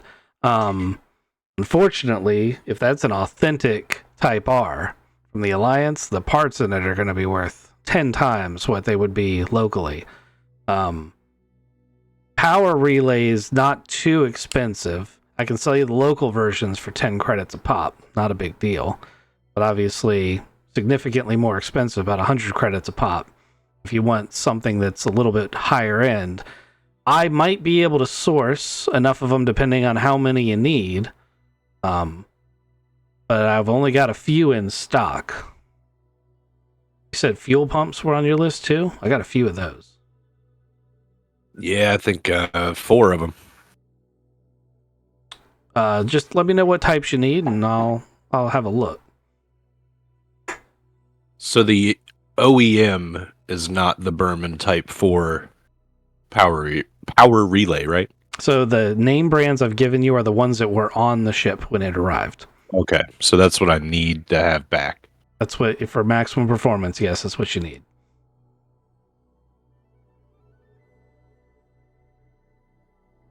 I mean, power relays, I would think, are pretty much going to be built similarly, like physical boxes with just power relay in it. Let's do 60 power relays. It's good to have backups. And I'll get the planet side version. Okay, so you're going generic on those? So you're just going to pay the man? I am going to pay the man. Okay. So for 10 credits a pop, 580 credits. How are you going to pay him? Because you do have your expense card. Oh yeah, that's true. I have enough on there too. So the expense card tops itself off at, I think it's 1,000 credits. It might be 10,000.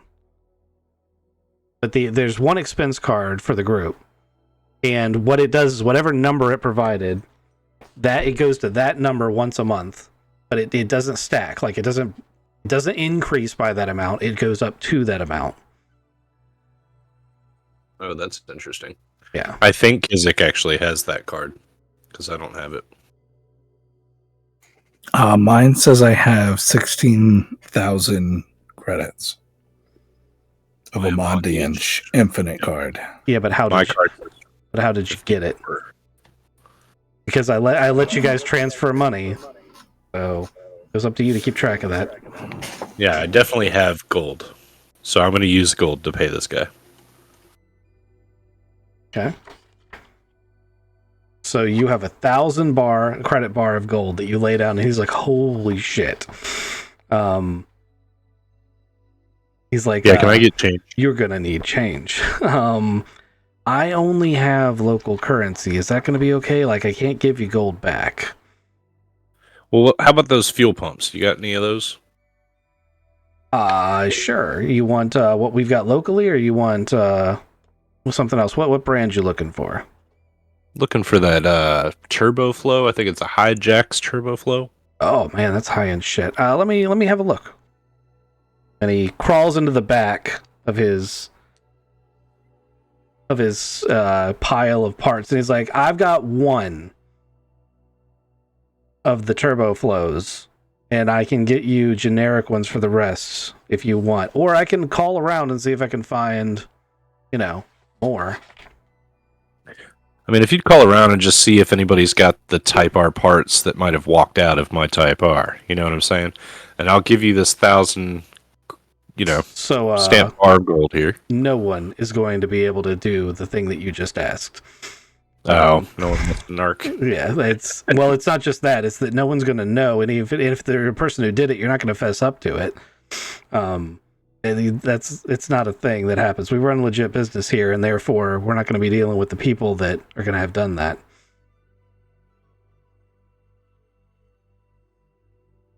Do you know of any pawn shops or anything in the area then that would have bought stolen goods? Not stolen goods, but recycled.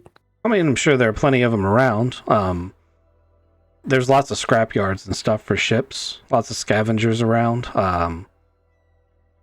But probably none right here up against the starport. So that card goes to 10,000. So anything above 10,000, you're going to have transferred over. Also, you shouldn't be storing your everyday money on that. I thought we'd done a separate card. I thought the purple cards were your personal money. Maybe not. Anyway, the number is 10,000. It's one card. It goes to 10,000 at the end of each month.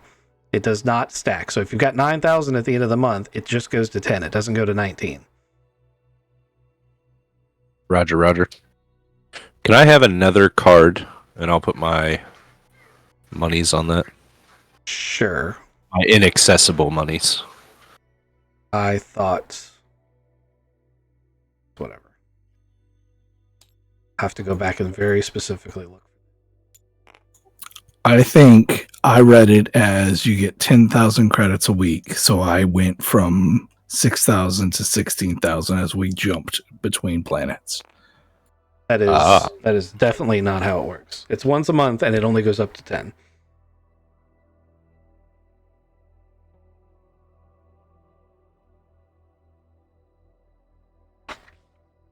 Just had the page.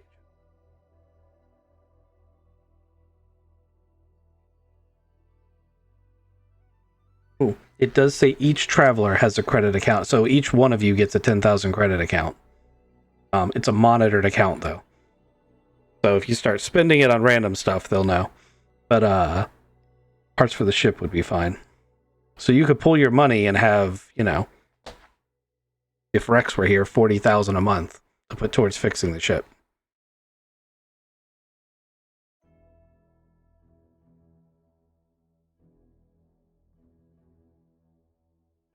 That'd be pretty sweet if if everybody showed up.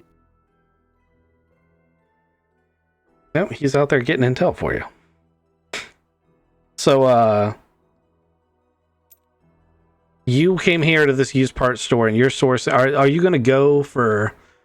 So I'm going to tell you right now, and I've explained this to Kizik, I will not give you guys solutions where you say, I'm just going to do this one thing and fix everything. You're not going to have, one guy's going to tell me all the places my parts... That's not going to happen. Yeah, no. Over the course of a year, there's no way even the people who stole these parts would know where they are, because they've changed hands so many times. So I'm just going to let you know on that one, you're never even going to get to roll for that kind of check. It's just not going to happen. I get you. I'm just RPing it out. Uh-huh. Hey, man, you know anything? Mm-hmm. I'm just making sure we're not getting, I don't want you to be disappointed and, I worked hard to, go down this path and I didn't get it. It's letting you know up front it's not happening. But I would also like to say, if you go to some of these unscrupulous dealers, you might be able to get parts like that less expensive than the reputable dealers you're dealing with now. Of course, there are their own issues that come with that. Depends on how you want to go. This guy only has this one fuel pump. If you want to wait for him to call around, maybe he can find some more, but they're going to cost a little bit more. Also, the fuel pumps are going to be significantly more expensive. As you go down this list, actually, as you go down this list, these things are going to get exponentially more expensive from top to bottom. All right, yeah, I'm just planning on buying the power relays and the Hijack's turbo flow fuel pump that he has for my 1,000 credits, if that's a good deal. Yep, he'll sell you the one turbo flow and all of the power relays you want, but you're getting generic relays. Kizik, are you keeping track of parts, or would you like me to? Let me start a thing.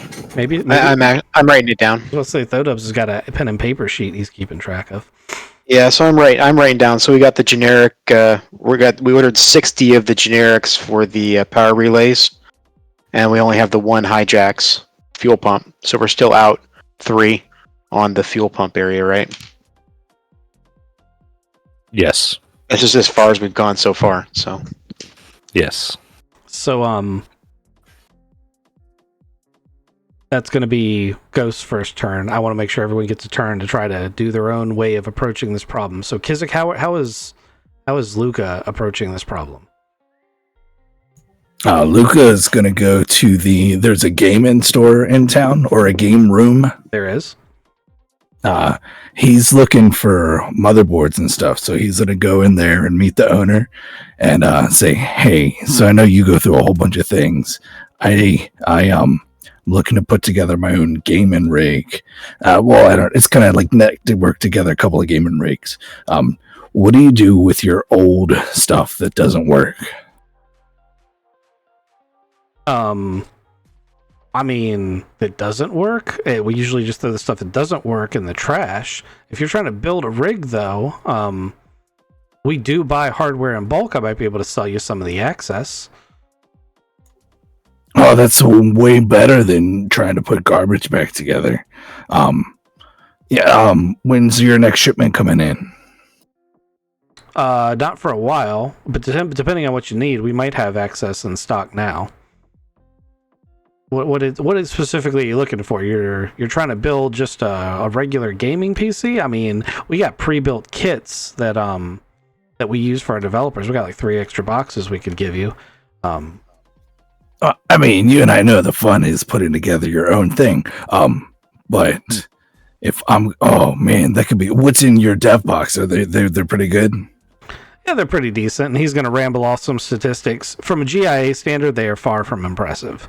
But at a tech level, a backwater colony like this, you're actually surprised they've got stuff this good. And it definitely shows that consumer items like this are being provided on the cheap to regular people to try to keep them happy. The price he's asking for the boxes are also pretty good. Basically, he wants 1,000 credits a box, which that's a decent price. And what you'll get out of that is a tech level 12, a TL12 computer from the Central Supply catalog. And it will come with software already on it geared towards entertainment and gaming.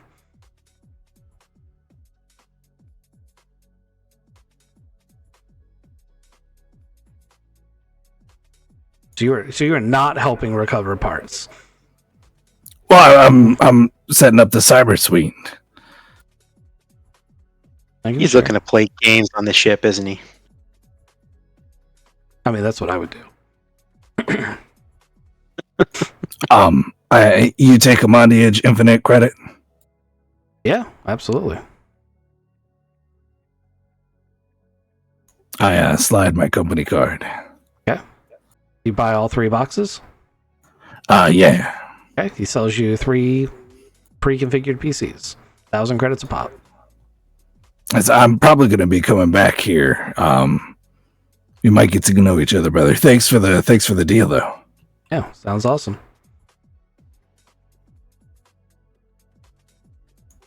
And I make it back to the ship. As you walk out, because I remember Luca having a gambling issue.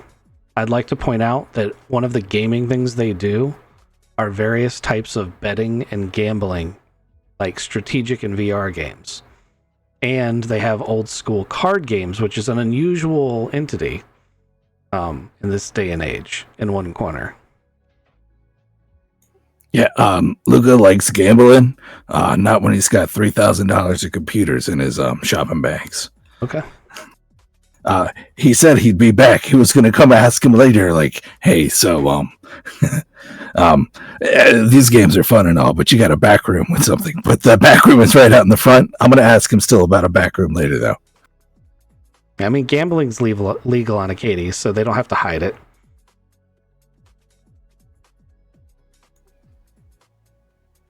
Ah, man. Okay. You got... That's it for you on this turn? Yeah, I got some computers. I feel good. I also rolled an under 50, so I'm walking away without sitting down at the slots. Sounds good. Thodubs, your character is an engineer and a mechanic. You know what you're doing. This should be your golden zone, right? Right. So I'm starting at the bottom of the list. Okay, so Kinda working back you're up. going for the big money items first. Also, the Yep, so we're most gonna go check important it out. items first. Yeah. Okay. So I'm actually going to head off to a salvage yard Okay, and see what I can find as far as an M drive. awesome. Okay, so you're gonna have to go outside the city. So you're gonna need a car. We're just gonna say, for time's sake, that the brokerage provides you with a rental. So you take your loaner out to the salvage yard. It is literally just as you'd expect a Starship junkyard to look like. Like, there's ships being scrapped. Many of them are early designs that weren't as successful as some of the other ones, and others are just old ships that are worn out. Some of them are cheap copies of Imperial ships or Alliance ships. But you're definitely gonna be able to find parts here. So you approach the front gate. There's, several people there working the gate. What do you say? What are you looking for? Hey, how you guys today? Hopefully you'll be able to help me. I'm actually looking for a couple parts here. Looking for an M drive. And I'm sorry, metagame. What was the name? What was the type of the ship? It was a... You're looking for a core alternator for a Type R's M drive. So you're actually looking for the component that makes the M drive go. Type R drive. Okay. Okay. So they're going to be Gotcha. like, okay, so we have two Type R's licensed built out of Sand Steer that we have in here. One of them had a head-on collision with an asteroid, but its engine section is completely intact. So that would be a good candidate for you. The other one didn't extend its brakes in time, and its engine section is a mess. But if you can find the piece you want, you're willing to pull it out yourself, we'll give you a hell of a discount on it, because it's a mangled mess, and we don't want to go and crawling through that is hazardous. Like, it's real dangerous. No, I get you. It's always kind of fun. Meta, I'm assuming that the core alternator is the part of the M drive I'm looking for. Yes, the core alternator is the core of the drive. It makes the M drive go. It's also a relatively hefty piece of equipment. It's about the size of a small block engine. Okay. All right. So the specific part that I'm looking for is I'm actually looking for a core alternator for the M drive. Yeah, for a Type R. Yeah, we've got two ships that might have one in it. I don't think we have any on the shelf right now. Okay. But if you want to wait for us to, pull apart that one Type R, we can probably get you one.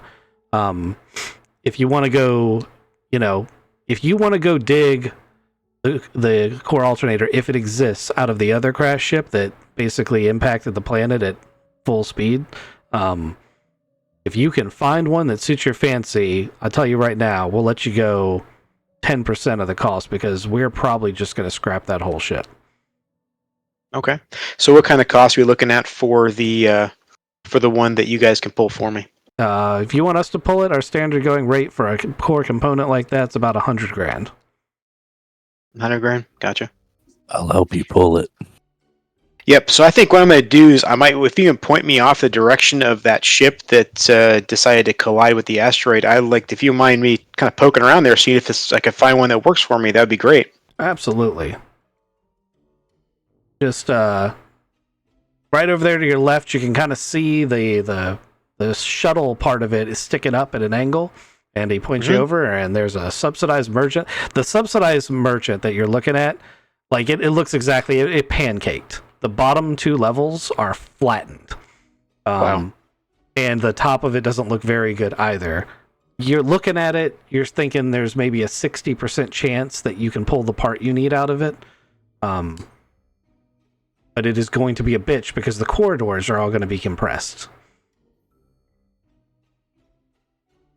Okay, so that's the ship we're looking at. Great. I am going to, if it's all good with you guys, I'm going to gather some friends with some tools, come over and take a look at that thing and see what we can pull out of it. Yeah, man, have at it. He punches you a little badge, and he says, this will get you in and out of the bay. We got cameras watching, so, I mean, we're going to assume you're an honest man, but if you're not, we'll know. No, I completely understand. I get that for you. Now, this other ship that's over there. I mean, we were talking about the M drive and going through that and actually looking at it. I'm kind of wondering that ship might have some other parts I'm looking for also. You feel free to pick through them. I will tell you that these are Sandseer reproductions, so Gotcha. Just keep that in mind. And So is that even the M drive? Yeah, so the M drive, it doesn't matter as much because that's like a core component. But when you talk about the other stuff, metagame wise, what I'm telling you is you're not going to get the name brands out of salvaging the ship. But that doesn't mean you could get generic copies of the stuff you need. Okay. Well, I'll focus on just the M drive for this particular ship then. Yeah. And I think I'll probably have to source out the others if I'm not going to be able to get, if I'm getting Sandseer duplicates or replicas. Okay. So you're going to call in some help with this? You're going to try to do it by yourself? I think. Oh, no, we're going to call in some help. Okay. So again, the comms and say, hey guys, I think I found a ship that we can salvage out an M drive for our ship. I just might need a little bit of assistance here to do some investigating and some tear down of this. So additionally, tools and things like that. The ship that we're going to be trying to pull it out of is pretty well gone. However, we're going to get ourselves a pretty significant discount if we pull it ourselves. So You want to come here's the address. Here's the address. I'll come by and pick you guys up. So send me your locations. I'll come and get you. So you guys get picked up. Kizik has a bunch of computers. Ghost has got like a wheelbarrow full of power relays and a single fuel pump. But the fuel pump's in this bright, shiny box that you would instantly recognize as the best. Like, it's the brand name you're looking for. While you're doing Sorry. While you're doing that, there's 2 new cards here that are things you might need for this particular part of the operation. You may want to pick one of those up.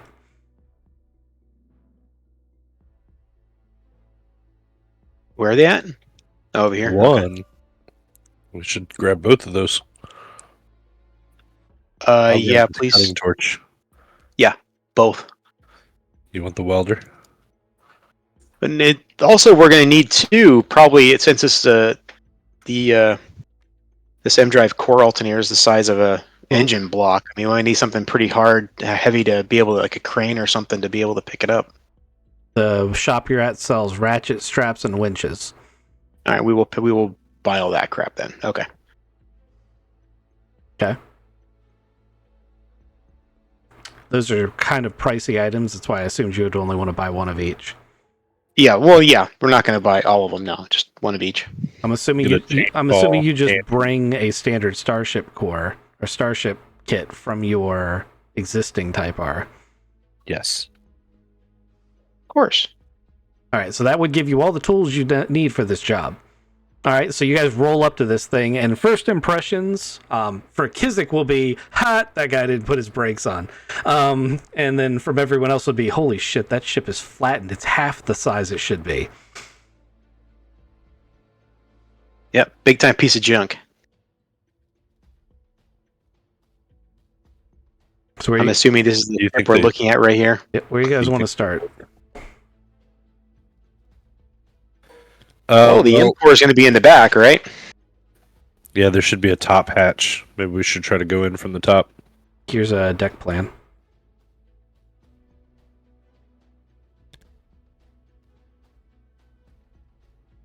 So yeah, we'll come in from the top. Try to access a hatch. Okay, so well, the shuttle bay is on top. You come in through there? Yes, perfect. Okay. Mm-hmm.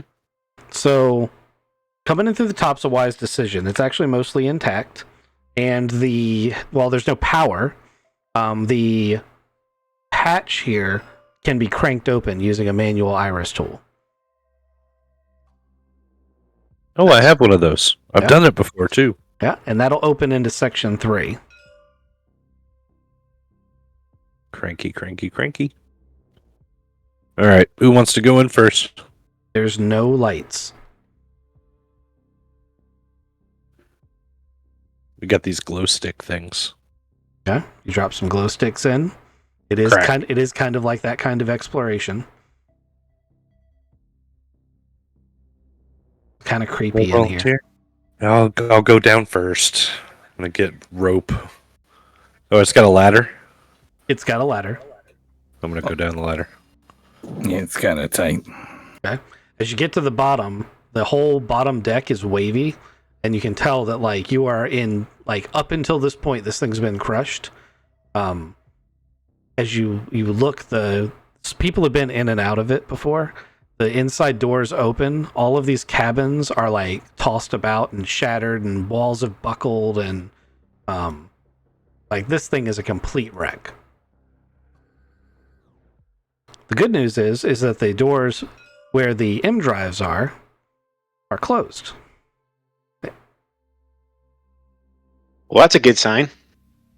Yeah, on R-Type R, I think they're off to either side, so I'm going to go through and check this door. They are off to either side. That is correct. Okay. So you open the side door. Crank, crank, crank. Everyone else gets to room 3, I'm assuming? Yep. Yeah. Okay. All right. So Starship Mechanics, they're worried about M drives. But Kizik, you're in a cargo bay. There are boxes scattered around. Yeah, I'm looking for stuff. Okay. I would like to mention to everybody while we're in here, Kizik, they do got cameras in here monitoring us, so, They got cameras in the inside of a crushed ship with no power. hey, look, if it's in your pocket, they might not notice it as much, but if you're walking out the door with it in your arms, it might be a little different subject, so. I thought that's why we were here. I say as I flip over another box.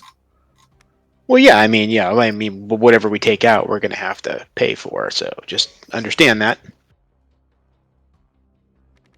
But have fun, enjoy yourself. I guess the men will actually do the real work over here. Kizik, you find these items scattered in boxes. Whether or not you take them or not is up to you. There's not a ton in there.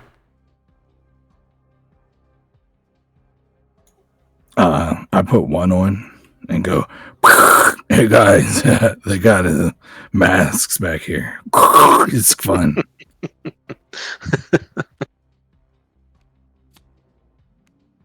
So, you two guys you found the core. Now you've got to decouple it. So there's a couple ways you can do this. You can try to manually do all the wrenching and the, taking it out the way that you would normally take apart, like if you were unmounting an engine from a car.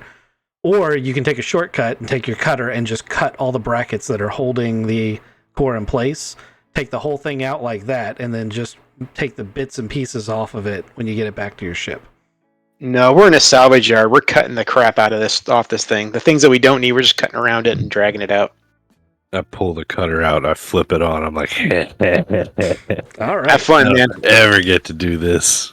All right. So what I want is a mechanics check from anyone doing cutting. I can throw an assist in there. Okay. And if Ghost is the one doing the cutting, and only Ghost, then I'll give you both a perception check. But it's only a 4 to pass. Okay. I'm cutting, but I'm also thinking of that time that Luca and I were in the salvage yard on our home planet making the helicopter. I love salvage yards. I got an 11 for my mechanics for cutting. Might be able to find a helicopter in here. All the things we can build. All right, give me your perceptions too.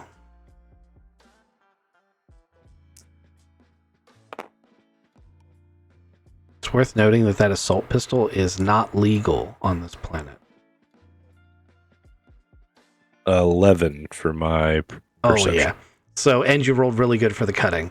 So you're about to cut through one of the lines, one of the fuel lines, when you realize it's not a mount. You skip around it, but you're going to have to disconnect that fuel line, because it's blocking your path. Like, it's not actually part of the M drive, but it's blocking your path to get the M drive out.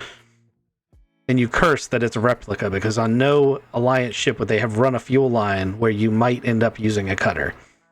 Stupid European Union crap. Oh, look at this stuff. Can you put a clamp on this fuel line? Yep, run over and I'll get that clamp on there. Give me a minute.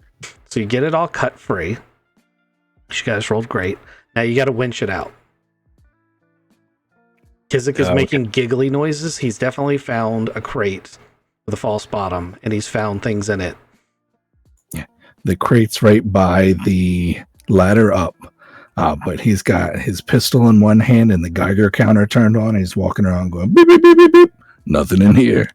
Beep, beep, beep, beep, beep. Oh, still nothing in here. Actually, if he walks towards this door, that Geiger counter's going to go ape shit. Oh, no.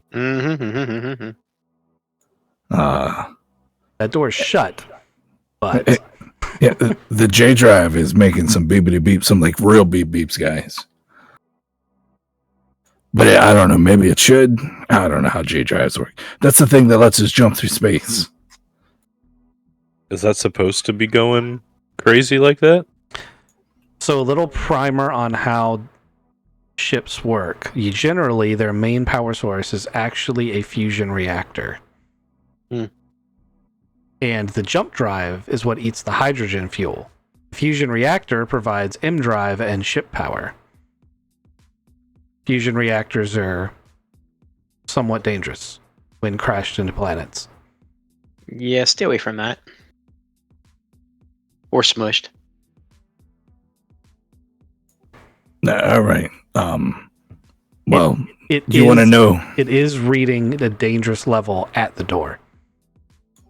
Yeah, it's beeping pretty hard. Like, oh no, that's got a skull and crossbones. Like, it's beeping past the skull and crossbones, and I'm not even in there. So,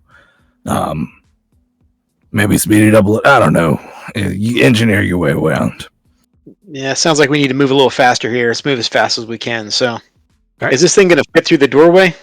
I put a hook in the ceiling, and then I chain fall the core to the hook, and I'm going to pull it out. Thank you. That's what I was waiting for.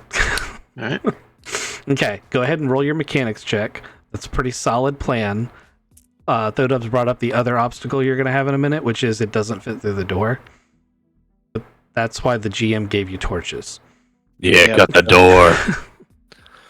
All right, so you start working on that chain thing, the chain drop. I'm going to start cutting on the door.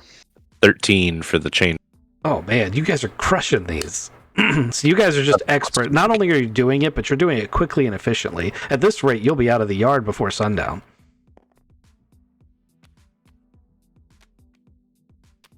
I'm gonna take my crate up the ladder. You guys coming close? Oh, you want me to pull a rope up the ladder? Like, I'm being helpful. It's a 2-ton chain fall, so it takes like 96 feet of chain to make this thing move 1 foot. So we're going to be cranking on this thing for a while. It also won't fit through the hatch to go up. Fuck! How did they get it in there? Again. It's part of the ship. I crashed it in here. It was built into there. So what if it goes bad and needs to be replaced? You cut a hole in the side of the engineering section, which actually is what they do with certain military vessels in real life. That's a good question, though. Have we actually inspected this thing to make sure it's actually functional before we rip it out of here? No, we had no. You did not. You said torches. Well, torches sound fun, so. You're holding it now. Take a look at it. But you don't got no power, and you got a radioactive bomb right next to you. Yeah, we're just gonna get the fuck out of here. All right, let's do it. You gonna cut through the ceiling? I'm gonna find the louvers and cut them out. Hey, what kind of discount was that guy? I can't remember what kind of discount that guy was giving us on the stuff that we pull out ourselves. What did he say? It was 10%? Is that what he's saying? He's going to charge you 10%, which made this go from a $100,000 purchase to a $10,000 purchase. Pretty fucking good deal. But, Should we see if we can swipe the other one while we're here? But now that you're sitting here in a radioactive room, that teetering in a wrecked ship, you probably realize why he didn't want to go in here. Oh, okay. Right. Okay. Never mind. We don't want the other one then. Okay. I mean, you could totally pull the other one out if you wanted to spend $20,000. Well, that's what I'm the saying. other one's in the other ship. Yeah, the reason these aren't built to come out, by the way, is because they almost never fail. This is one of those super reliable, non-moving components of the ship that should just work. Just a big corkscrew. Yeah, I envision it as being a sort of solid-state electromagnet. But, sci-fi goodness. It's not like it actually works. Yeah. Sounds good. So we'll just we'll grab the one and start doing our cuts and get it out of here. You cut a hole in there and you get it up past deck 3, which is going to take forever, but you are moving pretty efficiently. Now, Kizik has a crate in his hands. What's the deal with the crate? Yeah, Kizik has gone up the ladder with his crate and has put it outside of the vehicle. Okay. The one of the minders for the yard is going to walk up and point to the crate and be like, "What's in the box?" I found a bunch of stuff down there. I don't know. You want me to put it back? No, we just want you to pay for it. Oh. I might just put it back on the ship then. I say through my mask, and the Geiger counter's still going. Okay. I put it right by the front of the door. I think we're going to have to cut some holes to get this thing out. It's pretty big. But they're already cutting the holes. Like, at this point, they're probably trying to figure out how to winch it off of the spaceship. Maybe convince that guy that mines the yard to come over here with like a truck or a crane or something. Oh yeah. Yeah, they've got stuff like that. So would a box of goodies help sweeten the deal that we can borrow one of your forklifts or droids help get this back to our car? He kind of cocks an eye. He's like, I don't care what's in the box. I just need to make sure it's paid for if you take it. Also, if you want to use a crane, that's fine. I would rather do it for you, but I'm already in the crane. Boom up. He said it was okay. Look, I found a pistol down there, but no, you said I have to pay for it? Oh, man. He's like, yeah, don't ask any questions about what you're doing with the stuff in the box, as long as you pay for it. It's a salvage yard. You're not going to be paying a lot for that. And you said 10% of its total cost? Well, 10% of what they would sell it for. I give him 100 credit gold handshake. He takes it. There you go. Doesn't even negotiate. It's like, all right, that's your box. You guys get the M drive out. Who's paying the 10K? Let's see. I think I might have it. We're going to do it in gold, I assume, right? You could do it in gold, or you can wipe out one of your cards for the month. Yeah, credit card. Yeah, we just wipe out the card. Okay, so that's Thodub's 10K that's out. This is that purple card we have, right? Yep. All right, I'm going to wipe it out. Okay. All right, take your stuff. You got your M drive. We cross that off the list. You have now, it doesn't matter whether the M drive's generic or not. That's a core component for the ship. And you got all your power relays and one of your fuel pumps. And it is exactly midnight, so we are going to call it there. I apologize for there not being a ton of action. Although I really enjoyed the bomb scene. Also, didn't think you were going to find the bomb that quick. That was scary. I didn't know how to deal with that. I was like, we are going to die. Yeah, I didn't think you were going to find the bomb until you were in space. Oh, shit. And well, all I gotta say is I did an awesome job with that bomb. I just was awesome. You did. I knew what I was doing. I didn't let you guys see me sweat. I just picked it up and diffused it. That's how you do it. You're the bomb guy. That's right. I was a superhero kind of person there, and yep. I'll tell you, I'm your man. Well, Taylor's gonna stay in the crane forever now. I've sat in it, and now it's mine. Okay, well, you're gonna have to find yourself money for a crane, but they are in the books and they're pretty impressive. Nice. So next Saturday we got Delta Green. Anything to say, Ghost? I think we're gonna see a spaceship crash, a Yeti fight, a hammer, and then I think it's gonna be some downtime, like where you guys build yourselves a little base. Maybe you find a green box. I think that's what the episode title is gonna be, is green box. Okay, It's gonna be fun. that's good. The pacing was moving a little quick, something that Kizik and I had discussed. But We should discuss it with me. well, But yeah, we're gonna slow things down. I was planning to while picking grapes, but you were busy. Yeah, And I didn't feel like that was the appropriate thing to bring up that day.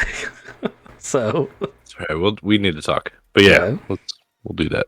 so, I'm looking forward to it. That's next Saturday, 8 to midnight. And we probably, on Monday, we're not streaming it, but we are going to have our first part of our SE competition where Kizik and Thodubs are going to build rockets to take the rovers to the moon. Ghost, you are welcome to join us. I even have a rover I can give you since you didn't get to build a rover. With that said, you're a little behind the learning curve on these two. I'm actually really impressed at how their vastly different approaches are so evenly matched. It's been very exciting doing it. And I probably am going to record this one for a YouTube video, but I don't think I'll stream it. Anyway, I know Mondays are hard for you, but you are welcome. Want to make sure you knew. Yep. Thank you. Thanks everybody for stopping by on the stream, and we will see you next Saturday. Good night.